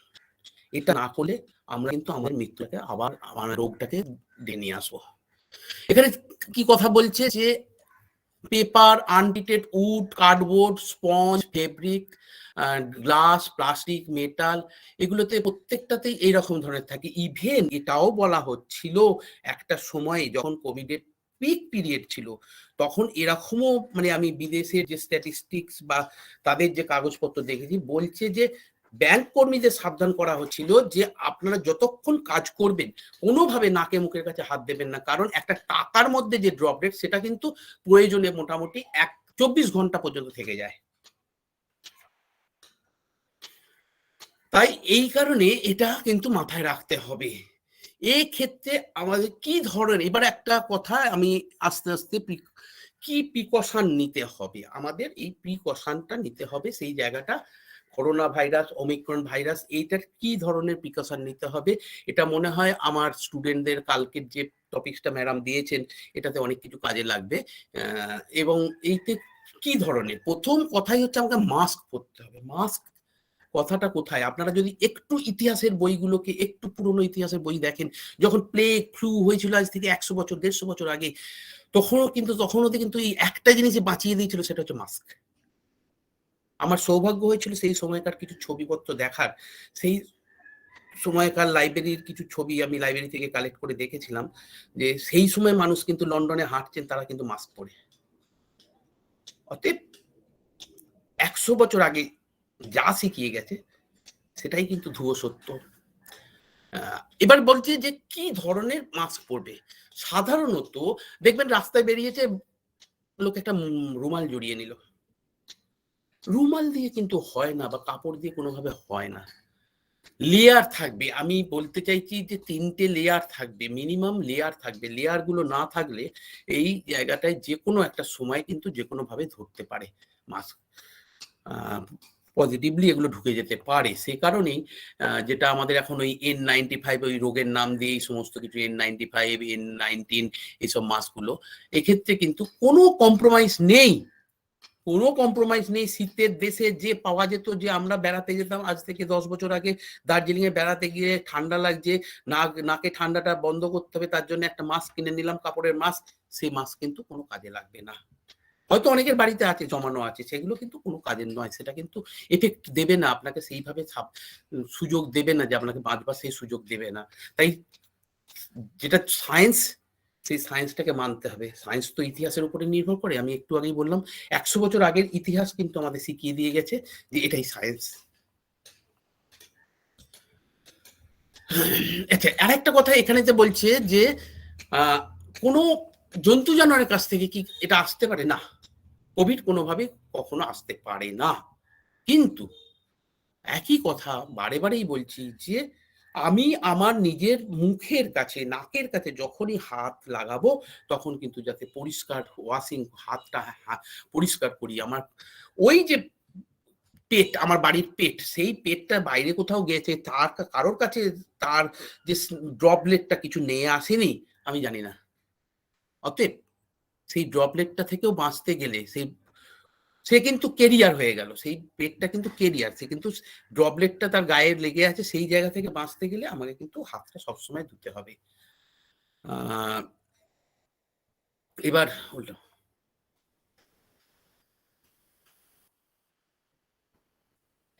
আমি কতটা বোঝাতে পারলাম জানি না, তবে আমার মনে হয় যে এটাতে একটা কথা এখানেতে দেখুন, 3টে পয়েন্ট দেয়া আছে যে protect yourself, protect your loved ones and protect your community. খুব সুন্দর কথা। আমি নিজে আগে বাঁচতে হবে, আমাকে নিজে বাঁচার দরকার। এই নিজে বাঁচতে গেলে যেটা দরকার সেটা হচ্ছে আমার প্রিকশনটা নিতে হবে। আমার প্রিকশনটা যদি আমি নিতে না পারি, তাহলে কিন্তু আমি আমার সব থেকে প্রিয়জন হয়তো আমার মা বা আমার বাড়ির লোক, স্ত্রী, আমি তাকেও হয়তো এই রোগটা ধরিয়ে দিতে পারি। অতএব আমি যখন বাইরে থেকে আসছি, আমি যখন কর্মক্ষেত্র থেকে ফিরছি, আমি যখন রাস্তা থেকে ঘুরে আসছি, আমাকে প্রথমেই কিন্তু সমস্তভাবে হাইজেনিকভাবে প্রোটেক্ট করতে হবে। এবং আমি যদি নিজে প্রোটেক্ট থাকি, আমার ফ্যামিলিকে প্রোটেক্ট করতে পারবো এবং আমার সোসাইটিকে প্রোটেক্ট করতে পারবো। এটা আজকে এই জায়গাটা থেকেই কিন্তু আজকের যে আলোচনার বিষয়বস্তু, যে প্রোটেক্ট, এবং একই কথা আবারও এখানেতে বলছে যে wash your hand regularly with plenty of soap and water. Keep an alcohol-based sanitizer ready for times when soap and water are not available. যদি না থাকে স্যানিটাইজার দিন, তবে সোপটা হচ্ছে সব থেকে best. Don't touch your eyes, mouth, nose, unclean hands. এই ক্ষেত্রে আবারও একই কথা, এখনো পর্যন্ত হ্যান্ডশেক জিনিসটা করার মতো সময় আসেনি। সে কারণে আমাদের খুব সাবধান থাকতে হবে, এই জিনিসগুলোকে নিজের করতে হবে, নিজের প্রিয়জনকে ভালো রাখতে হবে, নিজের সোসাইটিকে ভালো রাখতে হবে। তার সাথে কি এখানে আরেকটি কথা বলা আছে, দেখুন, don't sneeze or cup into your hands, use a tissue or through it away immediately, or sneeze in your inner side of your elbow. Don't travel, visit crowded place if you are sick. আমি আবার মনে করে দিই, আপনার sugar আছে, আপনি সুগারের রোগী, সুগার বেশি আছে, অতএব সঙ্গে সঙ্গে কিন্তু আপনি অ্যাফেক্টেড হয়ে যাবেন।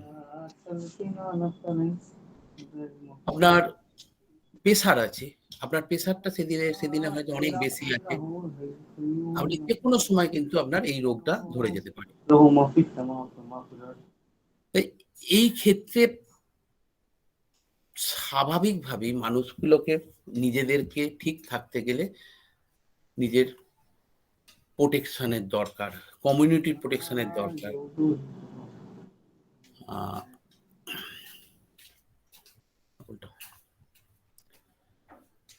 মাস্টারমশাই, আমার মনে হয় আমি কিছুটা হলেও হয়তো বলতে পারলাম কিনা জানি না।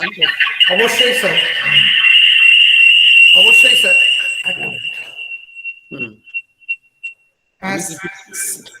হ্যাঁ, একটু ইকো হচ্ছে।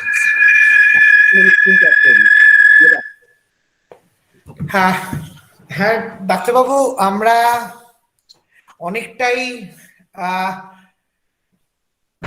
পুরো বিষয়টা শুনলাম এবং সমৃদ্ধ হলাম অনেক অংশেই।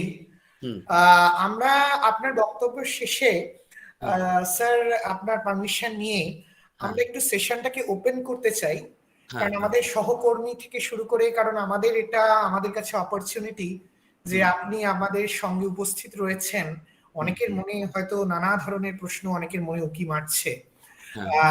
তা আমি ছাত্রছাত্রী সহ আমার শিক্ষক অশিক্ষক সব মানুষ যারা আজকে এই প্রোগ্রাম অ্যাটেন্ড করলেন, আমি নাও letting this part of this program open for the audience. Any queries from any quarter, please feel free to ask Dr. Manna. আমি প্রথমেই বলে নিই যে আমি যে মানে একদম বিদ্বান লোক তা নই, আমি মাঠে কাজ করা লোক। মাঠে কাজ করতে গেলে হয়তো তাদের সবকিছু অভিজ্ঞতাটাই সব থেকে বড়। একদম স্যার, আমাকে জিজ্ঞাসা করতে পারেন যে এটা করলে এটা কি করা উচিত, এই কথাটা বলতে পারবো। আর অতটা থিওরিগত ভাবে বিরাট কিছু না বলতে না পারবো না না। স্যার, আমরা মানুষ সুস্থ থাকতে গেলে যা যা করণীয়, যেটা সেই ব্যাপারে তো নিশ্চয়ই কোশ্চেন করুন আমার। অবশ্যই, হ্যাঁ। সুতরাং আমি ছাত্রছাত্রী এবং আমাদের শিক্ষকদের অনুরোধ করব, যার যে কোয়ারি আছে একটু ডাক্তারবাবুকে সঙ্গে যেহেতু আমরা পেয়েছি। আর স্যার, আমি চুঁচুড়ার বাসিন্দা হিসেবে, আমরা চুঁচুড়া চন্দ্রনগরের মানুষরা জানি আপনার যে বিপুল অভিজ্ঞতার সম্ভার। কারণ আপনি, আমি যদি খুব ন্যূনতম বলি, আপনি মিনিমাম 70 থেকে 80টা পেশেন্ট ডেইলি বেসিসে আপনাকে দেখতে পাই, তার বেশি তো কম নয়। এবং আমি নিজে প্রত্যক্ষদর্শী যে স্যার যখন দেখেন বহু গরিব গুরু মানুষ আসেন, হয়তো কেউ কারোর বাচ্চাটাকে নিয়ে চলে এসছেন, তথাকথিত হয়তো সেটা স্যারের পেরিফেরি নয়, কিন্তু তা সত্ত্বেও স্যার কিন্তু তাকেও দেখে দেন। কিংবা বাড়ির বৃদ্ধ মানুষটা আসতে পারছেন না, নিজের সুটকেস বার করে একটা, কিন্তু মানে সুতরাং তাই জন্য এই অভিজ্ঞতার ভান্ডার থেকে একটু যদি আমাদেরকে সমৃদ্ধ। আরেকটু তাহলে যখন এই কথাগুলো বললেন, আমি আরো একটু অভিজ্ঞতা কথা বলি। আমাদের যদি বলেন যে কোভিড ওমিক্রন আমাদের সোসাইটির কি নিয়েছে, এই প্রশ্নটা যদি মানে খুব সুন্দরভাবে এটা বলি, এটা আমি জীবন দিয়ে দেখেছি। যখন অনেক মানুষ হয়তো মারা গেছেন, অনেকে অসুস্থ হয়েছেন, অনেকে পোস্ট কোভিড সিমটম নিয়ে ভুগছেন, সব ঠিক আছে, কিন্তু সাধারণ মানুষের কোভিড কি নিয়েছে? আমার এরকম মনে আছে, এই যে কোভিড লকডাউন, আমার কাছে পেশেন্টরা এসেছেন, মা তুমি কি ব্যাপার, তুমি এতদিন ওষুধ খাওনি কেন? বলো, রেশনে চাল দিয়েছে, সেই চালটা নিয়ে আমরা খাওয়া দাওয়া করেছি, ওষুধটা কিনবো কোথা থেকে? সত্যি তাই। এবং আমি একটা কথা বলি, এই বর্তমান সরকারের যে আমাদের স্বাস্থ্য দপ্তর, এই স্বাস্থ্য দপ্তর আমাকে যে সহযোগিতা করেছেন, আমি আমার প্রত্যেকটা চেম্বারে বসে যে কাজটা করেছি, যে যারা ওষুধ, প্রেসার সুগারের ওষুধ কিনতে পারছেন না, থাইরয়েডের ওষুধ কিনতে পারছেন না, আমি তাদেরকে এরকম ভাবে লিখেছি, attend nearest hospital for collection of medicine, এবং তারা গিয়ে হয়তো 1 মাসের 2 মাসের ওষুধ কালেক্ট করে নিয়েছে। তাই এই কোভিড আমাদের যে কি নিয়েছে সেটা এখনো বুঝতে পারবো না, আরো 10 বছর পরে হয়তো আরো বুঝতে পারবো। বলুন কি আর কি প্রশ্ন? একদমই। আমাদের মধ্যে থেকে কেউ যদি কিছু প্রশ্ন ডাক্তারবাবুকে করতে চায়, একটু প্লিজ আপনার নামটা বলে একটু প্রশ্নটা রাখবেন। ছাত্রছাত্রী, তোমরা যদি কোনো প্রশ্ন থাকে। আমাদের অধ্যক্ষ মহাশয় স্যার বোধহয় কিছু বলতে চাইছেন। আমাদের প্রিন্সিপাল স্যার। কারো যদি কিছু জিজ্ঞাসা থাকে একটু জিজ্ঞেস করে নাও। আচ্ছা, ঠিক আছে। হ্যাঁ স্যার, সেটাই আমি জিজ্ঞেস করি। স্যার, আমার ব্যক্তিগতভাবে একটা জিজ্ঞাসা ছিল। আমার মনে আছে আগের বছর আমার নিজের শরীর খারাপ করেছিল, মার্চ মাসে আমি আপনাকে স্যার দেখাতে গেছিলাম। হ্যাঁ, তা সেখানে আপনি মার্চ মাসের শুরুতে দাঁড়িয়ে বলেছিলেন সম্রাট খুব কেসেস বাড়ছে এবং দ্বিতীয় ওয়েভ আসন্ন, এবং ঘটনা হচ্ছে তার 1 মাস বাদে সত্যি ছাড়খাড় করে দিয়েছিল। তা স্যার, আপনি তো কলকাতাতেও যাচ্ছেন নিজের কর্মক্ষেত্রে, এই কোনো কি পরিবর্তন লক্ষ্য করছেন এই ওয়েভের ইনফেকশনের সাথে? মানে যেটা একটা প্রচলিত কথা, এই বছরটা মানে এই ওয়েভটা হয়তো ততটা ঘাতক না হতে পারে, মানে এটার কি কোনো সংখ্যাটা বাড়বে, মানুষের সংখ্যাটা বাড়বে। আচ্ছা, মানে আমি আজকে বলতে বাধ্য হচ্ছি যে আমি গত 7 দিনেতে চুঁচুড়াতে আমি অন্তত 40-50 জনকে পজিটিভ পেয়েছি। বিরাট পরিসংখ্যান। আচ্ছা, আমাদের ডক্টর গোলাম মোস্তফা, আমাদের ভূগোলের অধ্যাপক, ডক্টর গোলাম মোস্তফার কোনো প্রশ্ন আছে বোধহয়? হ্যাঁ, বলুন। গোলাম দা। অসংখ্য ধন্যবাদ স্যার আপনার এই এত সুন্দর বক্তব্য, এত সহজভাবে বলার জন্য। অনেক কিছু জায়গায় আমাদের কাছে আনফোল্ড ছিল, জায়গাটা আমাদের কাছে ক্লিয়ার হলো। স্যার, আমার 2টো প্রশ্ন আছে। প্রথম প্রশ্ন হচ্ছে স্যার, যে এই যে ক্রমশ first wave, second wave, third wave এলো, আচ্ছা এরপরেও কি ভবিষ্যতে আর কোনো আরো ওয়েভ আসার সম্ভাবনা আছে? এটা একটা প্রথম এখনো প্রশ্ন। পর্যন্ত আমি যতদূর পর্যন্ত জানি বা সায়েন্স যেটুকু আমার টাচে আছে তাতে এখনো পর্যন্ত যেটা থার্ড ওয়েভের পরেই শেষ হওয়ার কথা। কারণ আপনাকে আমি আবার বলে দিচ্ছি, 100 বছর আগের ইতিহাস দেখে নিন, যে কোনো রোগ যখনই প্রাদুর্ভাব ঘটে, যখন মহামারী আকার ধারণ করে, সেটা কমপক্ষে 3 থেকে 4 বছরের বেশি টেকে না, এবং 3 থেকে 4 বছরের আগে যায়ও না। এটা কিন্তু ইতিহাস শেখাচ্ছে আমাদের। আর 2 নম্বর প্রশ্ন হচ্ছে স্যার, এই যে ওমিক্রন নিয়ে আমরা যে এত চিন্তা ভাবনা করছি, আপনি বললেন সংখ্যাটা বাড়বে, তো স্যার এর ফেটালিটি রেট কি ডেল্টার থেকে বেশি না, হবে না না কম না হবে? না না না না না, ফেটালিটি রেটটা অনেক কম থাকবে। কিন্তু একটাই কথা আপনাদের যেটা বললাম, যে যাদের একবার ইনফেকশন হচ্ছে তাদের কিন্তু অনেক রকমের মানে পোস্ট কোভিড যে সাইড এফেক্ট গুলো হচ্ছে সেইগুলো কিন্তু অনেকটাই করে দেবে। সে কারণে আমাদের সজাগ হওয়াটা খুব জরুরি।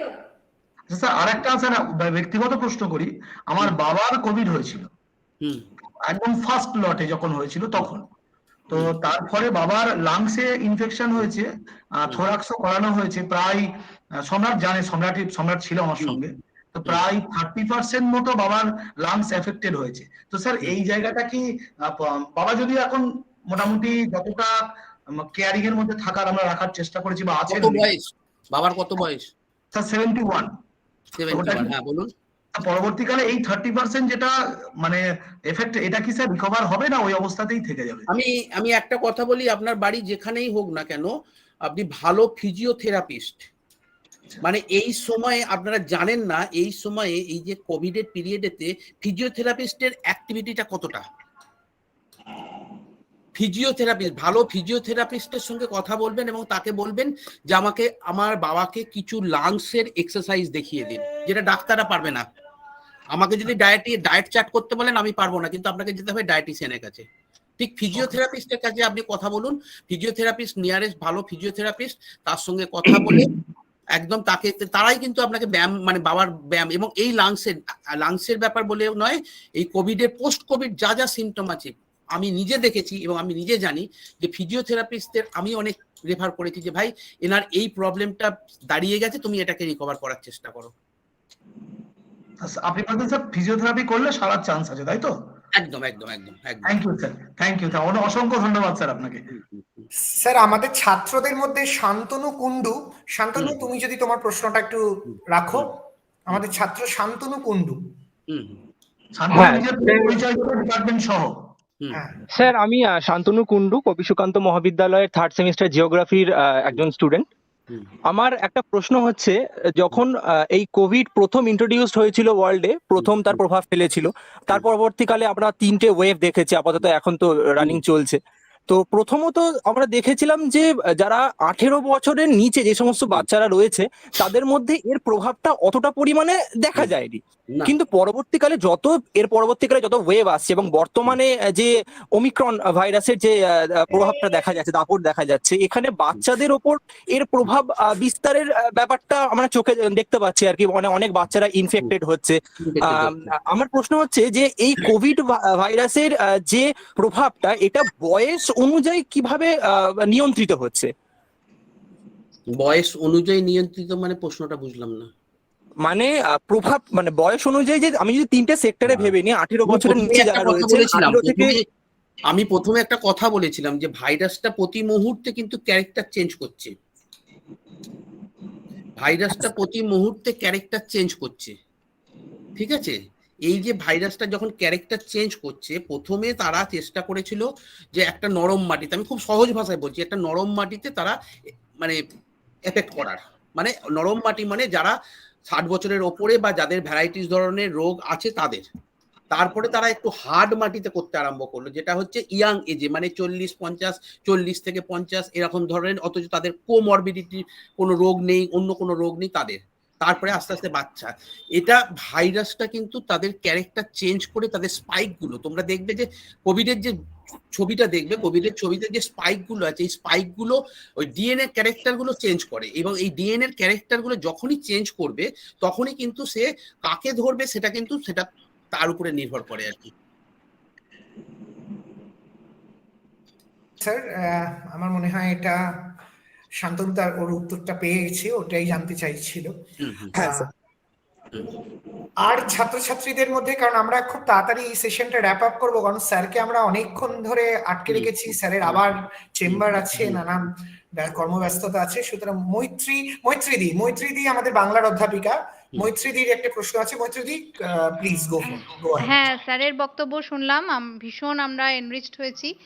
তো ডাক্তারের কাছে আমি একটা জিনিসই জানতে চাই যে দ্বিতীয়বার ইনফেকশন হওয়া বা রিইনফেক্টেড হওয়ার প্রবণতার নিয়ে তো এখন কথাবার্তা হচ্ছে, যেটা দেখা যাচ্ছে। তো এই ব্যাপারে যদি ডাক্তার কিছু একটু আলোকপাত করেন, যাদের একবার হয়ে গেছে। আপনারা কিছুদিন আগে দেখেছেন কিনা জানি না, মানে বালুরঘাটের একজন ডাক্তারবাবু, যিনি জেনারেল, আমাদের মতো জেনারেল প্র্যাকটিস করতেন, বালুরঘাট হসপিটালে চাকরি করতেন, তার বয়স ছিল 56 বছর। সেকেন্ড টাইম ইনফেক্টেড হয়ে উনি মারা যান। আমি একটাই কথা বলছি যে যদি তার মানে প্রিডিসপোজিং ফ্যাক্টরগুলো মানে সুগার, প্রেসার বা হার্টে শ্বাসকষ্ট, এই ধরনের ফ্যাক্টরগুলো থাকে, সে কিন্তু তাড়াতাড়ি আবার সেকেন্ড টাইম এফেক্টেড হতে পারে। এই ক্ষেত্রে আমার কোভিড হয়েছে বলে, আমি কোভিডে সুস্থ হয়ে গেলাম বলে আমার একটুখানি সুগারটা বেড়েছে, আমি ওটা নিয়ে আর কোনো মাথা ঘামাবো না। আমার একটুখানি প্রেসারটা বেড়েছে বলে মাথা ঘামাবো না, সেটা কিন্তু হবে না। আমার একবার কোভিড হয়ে গেছে বলে আমি যার কিচ্ছু করব না, আমার আর হবে না, এই চিন্তা ভাবনাগুলোকে কিন্তু মাথা থেকে উড়িয়ে দিতে হবে। কারণ আমিও সেকেন্ড টাইম হতে দেখেছি, ডবল ভ্যাকসিন নিয়েছে, সেকেন্ড টাইম হয়েছে ইনফেক্টেড, সে পেশেন্টকেও আমি চিকিৎসা করেছি। Okay, thank you doctor. Thank you. আমরা স্যার আপনাকে অনেকক্ষণই আটকে রেখেছি এই পর্যায়ের আলোচনা। আমরা তাহলে সেশনটাকে, কারণ সব প্রশ্ন নেওয়াটা আবার অন্য কোনো পরিসরে স্যারের সাথে আমাদের সাক্ষাতে, একদম ফিজিক্যালি সাক্ষাতে আলাপচারিতা হবে। স্যার আপনাকে আজকে এই পুরো অনুষ্ঠানটা শেষ করার আগে আমাদের প্রিন্সিপাল স্যার কিছু আপনার উদ্দেশ্যে এবং আমাদের সকলের উদ্দেশ্যে কিছু বলতে চান। আমি আমাদের মহাবিদ্যালয় অধ্যক্ষ মহাশয় ডক্টর সালাউদ্দিন খান, আমি তারকে এবার হস্তান্তর করছি। স্যার। সম্রাট শুনতে পাচ্ছ? হ্যাঁ, একদম স্যার। আচ্ছা, আমি স্যারের বক্তব্য শুনলাম, প্রথম মিনিট 10 মতো স্যারের বক্তব্য শুনবার সুযোগ আমার হয়নি, আমি একটু অন্যভাবে ব্যস্ত ছিলাম। তারপর থেকে এখন পর্যন্ত পুরো বক্তব্যটাই শুনলাম। এখন এই যে অতিমারি যেটা আজকে চলছে গোটা দুনিয়া জুড়ে, এবং গত 2-2.5 বছর ধরে যেটাকে আমরা ভীষণভাবে ফেস করছি, সেটার উপরে এত সুন্দর, এত সহজ সরল করে, এত সাবলীল ভাবে বক্তব্য উপস্থাপনা, অবশ্যই সেটা স্যারের কাছে আমি আমাদের সবাইয়ের তরফ থেকে ধন্যবাদ জ্ঞাপন করছি। স্যার, আপনি খুব সুন্দর করে, সহজ করে, সরল করে এই অতিমারি সম্পর্কে যেভাবে একটা সচেতনতা আমাদের মধ্যে তৈরি করলেন, এই সংক্রান্ত যে ইনফরমেশন, সেই ইনফরমেশনগুলো যেভাবে আপনি আমাদের ছেলে মেয়েদের কাছে তুলে ধরলেন, এবং সেই সঙ্গে আমরা এবং আমাদের ছেলে মেয়ে মানে ছাত্রছাত্রী যারা আছি, তাদের যে কি রেসপন্সিবিলিটি আছে, সেই জায়গাটাকেও যেভাবে আপনি মেলে ধরবার চেষ্টা করলেন, অবশ্যই সেটা অত্যন্ত প্রশংসনীয়। ডক্টর ভোলানাথ মান্না, ওনার সঙ্গে আমার চেম্বারে সম্ভবত একদিন দেখাও হয়েছিল স্যার। আপনি একবার এসেছিলেন, আপনার সঙ্গে আমার একদিন দেখা হয়েছিল। হ্যাঁ স্যার, আপনার সঙ্গে কিছুক্ষণ কথা বলার আমার সুযোগ হয়েছিল। তখন আপনার সম্পর্কে আমি বিস্তারিত অনেকটাই জানতে পারিনি। পরপরে যেহেতু ভদ্রেশ্বর কলেজে থাকি এবং আপনার বাড়িটা যেহেতু চুঁচুড়াতে, সুতরাং সেই সুবাদে, কাছাকাছি থাকার সুবাদে আপনার সম্পর্কে বহুভাবে বহু কিছু জানতে পেরেছি, এবং যত বেশি বেশি করে জানতে পেরেছি, আপনার প্রতি আমার শ্রদ্ধা, আপনি বলতে পারেন আপনার প্রতি আমার ভালোবাসা, ভক্তি বহুলাংশে বেড়ে গেছে। বেড়ে যাওয়াটাই স্বাভাবিক। আপনার মতো একটা মানবিক মুখ আজকের সমাজে চোখের সামনে যদি দেখতে পায়, তার প্রতি তো শ্রদ্ধা অন্তর থেকেই উঠে আসবে। সেই বিষয়টা আমার মধ্যে জেনারেট হয়েছে, আমার মধ্যে তৈরিও হয়েছে। তো এই যে গত 2-2.5 বছর ধরে যে পরিস্থিতি আমরা চোখের সামনে দেখছি, যেখানে মানুষ একেবারে দিশেহারা হয়ে গেছে, এই পরিস্থিতিকে সাংঘাতিকভাবে মানুষ ফেস করছে। মানুষের মধ্যে একটা হাহাকার তৈরি হয়েছে। হসপিটালের নাম শুনলে তো মানুষ আঁতকে উঠছে, হসপিটালে যেতে চাইছে না। বাবা, যে মরলে বাড়িতেই মরবো, হসপিটালে গেলে যদি আবার নতুন করে ইনফেক্টেড হতে হয়, বা যারা তুলে নিয়ে যাবে তারা যদি ইনফেক্টেড হয়, এই নানা ধরনের সন্দিহান অবস্থার মধ্যে যখন আমার দেশ চলছে, আমার রাষ্ট্র চলছে, আমার রাজ্য চলছে, সেই জায়গাতে দাঁড়িয়ে বহু চিকিৎসককে আমি দেখেছি তারা অলরেডি চিকিৎসা বন্ধ করে দিয়েছেন। আমি এইগুলো সত্যি কথা বলতে কি শিক্ষিত সমাজে ভাবাটাও খুব মানে কষ্টকর। বহু চিকিৎসক চিকিৎসা একবারে টোটালি বন্ধ করে দিয়েছেন। এই ভয়তে যদি ওই কারণে আমাকে অ্যাফেক্টেড হতে হয় এই বিষয়টাকে এড়িয়ে যাওয়ার জন্য।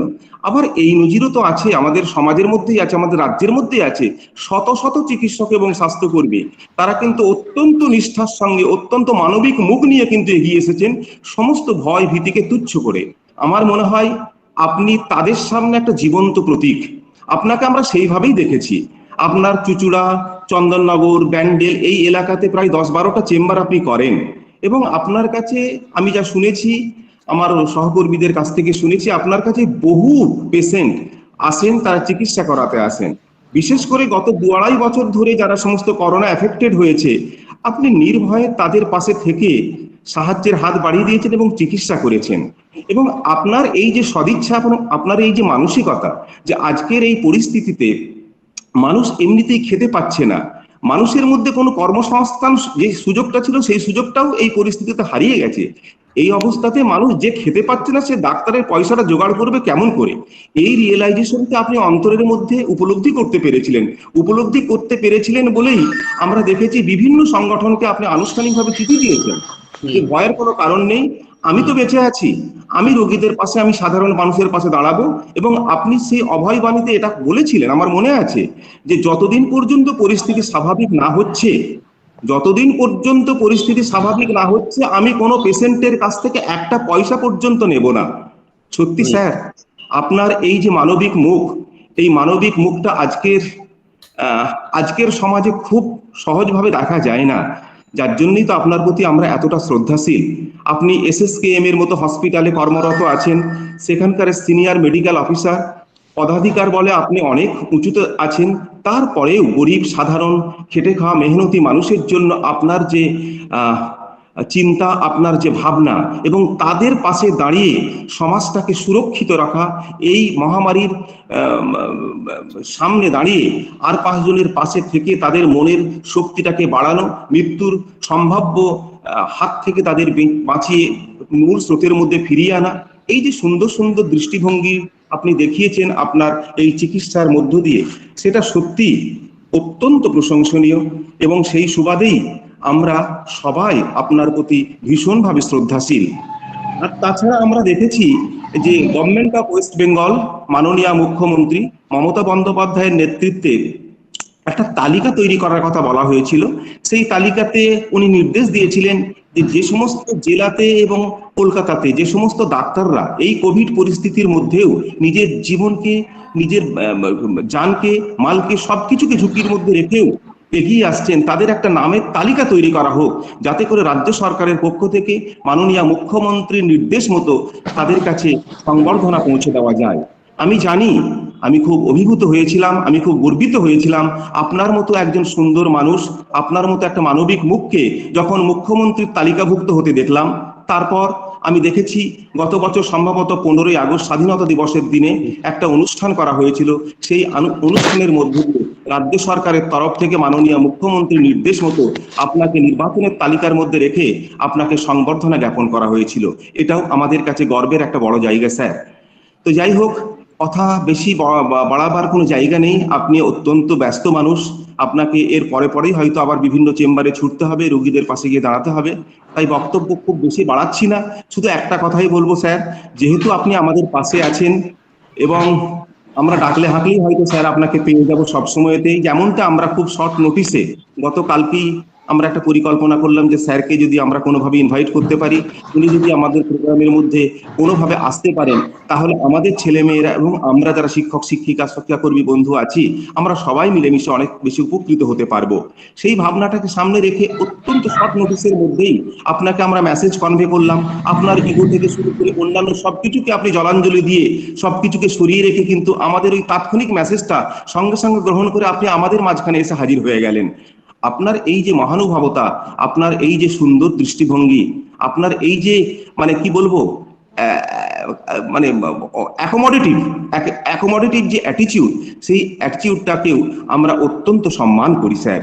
আপনি খুব সুন্দর করে, খুব সহজ করে, খুব সরল করে টোটাল বিষয়টা এই অতিমারি সম্পর্কে আমাদের সামনে বললেন। আমাদের ছেলেমেয়েরা অনেকভাবে উপকৃত হলো। ছেলে মেয়েদের কাছে অনেক প্রশ্ন হয়তো আরো ছিল, সেই সময় বা সুযোগ এই মুহূর্তে যেহেতু নেই, আমরা সেইগুলো পরবর্তী ফেজে আপনার সঙ্গে আবার সাক্ষাৎ করব, আবার আপনাকে ডেকে আনবো কোনো একটা অনুষ্ঠানে, ডেকে নিয়ে এসে তাদের বক্তব্যগুলো আমরা শুনবো, তাদের জিজ্ঞাসাগুলো আপনি অন্তত ফুলফিল করবার চেষ্টা করবেন। আমার শিক্ষাকর্মী বন্ধু যারা এখানে ছিলেন তারাও খুব ভালোভাবে বিষয়টাকে ডাইজেস্ট করেছে, খুব ভীষণভাবে ব্যাপারটাকে এনজয় করেছে। আমরা যারা শিক্ষক শিক্ষিকা এই অনুষ্ঠানের মধ্যে ছিলাম, আমরাও স্যার, আমরা তো লেম্যান এই লাইনে। আপনি ওই বক্তব্য রাখতে গিয়ে বলছিলেন এখন ম্যাথামেটিক্সের অধ্যাপকের যে প্রবলেম, সেই প্রবলেমটা যদি আমি ডাক্তারবাবু আমাকে ধরিয়ে দেওয়া হয়, আমি নিশ্চিতভাবেই পারবো না। আবার ইতিহাসের যে প্রবলেম, সেই ইতিহাসের প্রবলেমটা যদি ডাক্তারবাবু হিসেবে আমাকে বলা হয় এটা তুমি সলভ করে দাও, নিশ্চয়ই আমার পক্ষে সেটা সম্ভব নয়। একইভাবে আপনি হয়তো সেই ফিল্ডে লেম্যান, আমরা একইভাবে আপনাদের যে চিকিৎসা শাস্ত্র সেই জায়গাতে আমরা তো ভীষণভাবে লেম্যান। সুতরাং এই লেম্যানের জায়গা থেকে আপনার কাছ থেকে এই মুহূর্তে যা শিখলাম, যা জানলাম, সেটা স্যার অনেকটাই, অন্তত এই অতিমারির প্রাক্কালে এই জিনিসগুলো, প্রাথমিক জিনিসগুলো তো আমাদের প্রত্যেকের জেনে রাখাটা খুব জরুরি ছিল। সেই জরুরি কাজটা আপনি শেষ করলেন, আমাদের সমৃদ্ধ করলেন, আমাদের ভীষণভাবে এনরিচড করলেন। আপনাকে আমার মহাবিদ্যালয়ের পক্ষ থেকে, আমার শিক্ষক শিক্ষিকা এবং শিক্ষাকর্মী বন্ধুদের পক্ষ থেকে এবং আমার মহাবিদ্যালয়ের সঙ্গে সংশ্লিষ্ট যে সমস্ত স্টেক হোল্ডার্স আছেন তাদের সবাইয়ের পক্ষ থেকে আপনাকে আন্তরিকভাবে অভিনন্দন জানাচ্ছি স্যার। এই আশাটুকু রেখে আপনি স্যার আমাদের সঙ্গে যোগাযোগটা অন্তত কাইন্ডলি রাখবেন। আপনাকে আমরা পরবর্তী ফেজেও এই কলেজে পেতে চাই। ধন্যবাদ স্যার আপনাকে, ধন্যবাদ সবাইকে। ধন্যবাদ। ধন্যবাদ সম্রাট। হ্যাঁ, ধন্যবাদ। আমি লাস্ট একটা কথাই বলি, একদম স্যার। হ্যাঁ, মানে ওপরওয়ালার আশীর্বাদ নিয়ে, সবাইয়ের আশীর্বাদ নিয়ে আমি যাতে এগিয়ে যেতে পারি, এই আশীর্বাদ তোমরা সবাই করো, এটাই আমার কামনা। Sir, may your clan increase by millions and millions, because আপনি ভালো থাকলে তবেই আমাদের ভালো থাকা। সাবধানে থাকবেন, ভালো থাকবেন। আর এর পরের সাক্ষাৎকার আর ভার্চুয়ালি আমরা চাই না স্যার। প্রিন্সিপাল স্যার যেমনটা বলছিলেন, সশরীরে কলেজে, এইটুকুই থাক স্যার। এই প্রত্যয় নিয়ে আজকে তাহলে আমাদের আলোচনা এখানে শেষ করছি স্যার। ধন্যবাদ স্যার। সহকর্মীবৃন্দ, ছাত্রছাত্রীরা, আমরা সত্যি নানাভাবে উপকৃত হলাম। এই যে 1 ঘন্টা ধরে ডাক্তারবাবু তার অত্যন্ত ব্যস্ত সময় থেকে আমাদের জন্য সময় বার করে নানাভাবে আমাদেরকে সমৃদ্ধ করলেন, নানাভাবে আলোচনা করলেন এবং অত্যন্ত সাধারণ মানে মানুষের মধ্যে মিশে গিয়ে ওই কটা প্রোটিন স্পাইকে কি ধরনের মিউটেশন হয়েছে তার বিস্তারিত বর্ণনায় না গিয়েও যে মানুষের যে দৈনন্দিন সমস্যাগুলো কিভাবে আমরা ট্যাকেল করতে পারবো, কি কি সাবধানতা অবলম্বন করতে পারবো, এটাই তো বোধহয় প্রয়োজনীয় ছিল। আমরা একেবারে অনুষ্ঠানের শেষ লগ্নে আমি এইবার দেখে নেব আমাদের যাকে দিয়ে আজকের অনুষ্ঠান শুরু হয়েছিল, অনুভব সর্বশেষ নিবেদন, ও একটা গান গাইবে। অনুভব, আশা করি তুমি আছো। অনুভবের গানের মধ্যে দিয়েই আমরা আজকে আমাদের অনুষ্ঠান শেষ পর্যায়ে নিয়ে যাব। অনুভব কি আছো?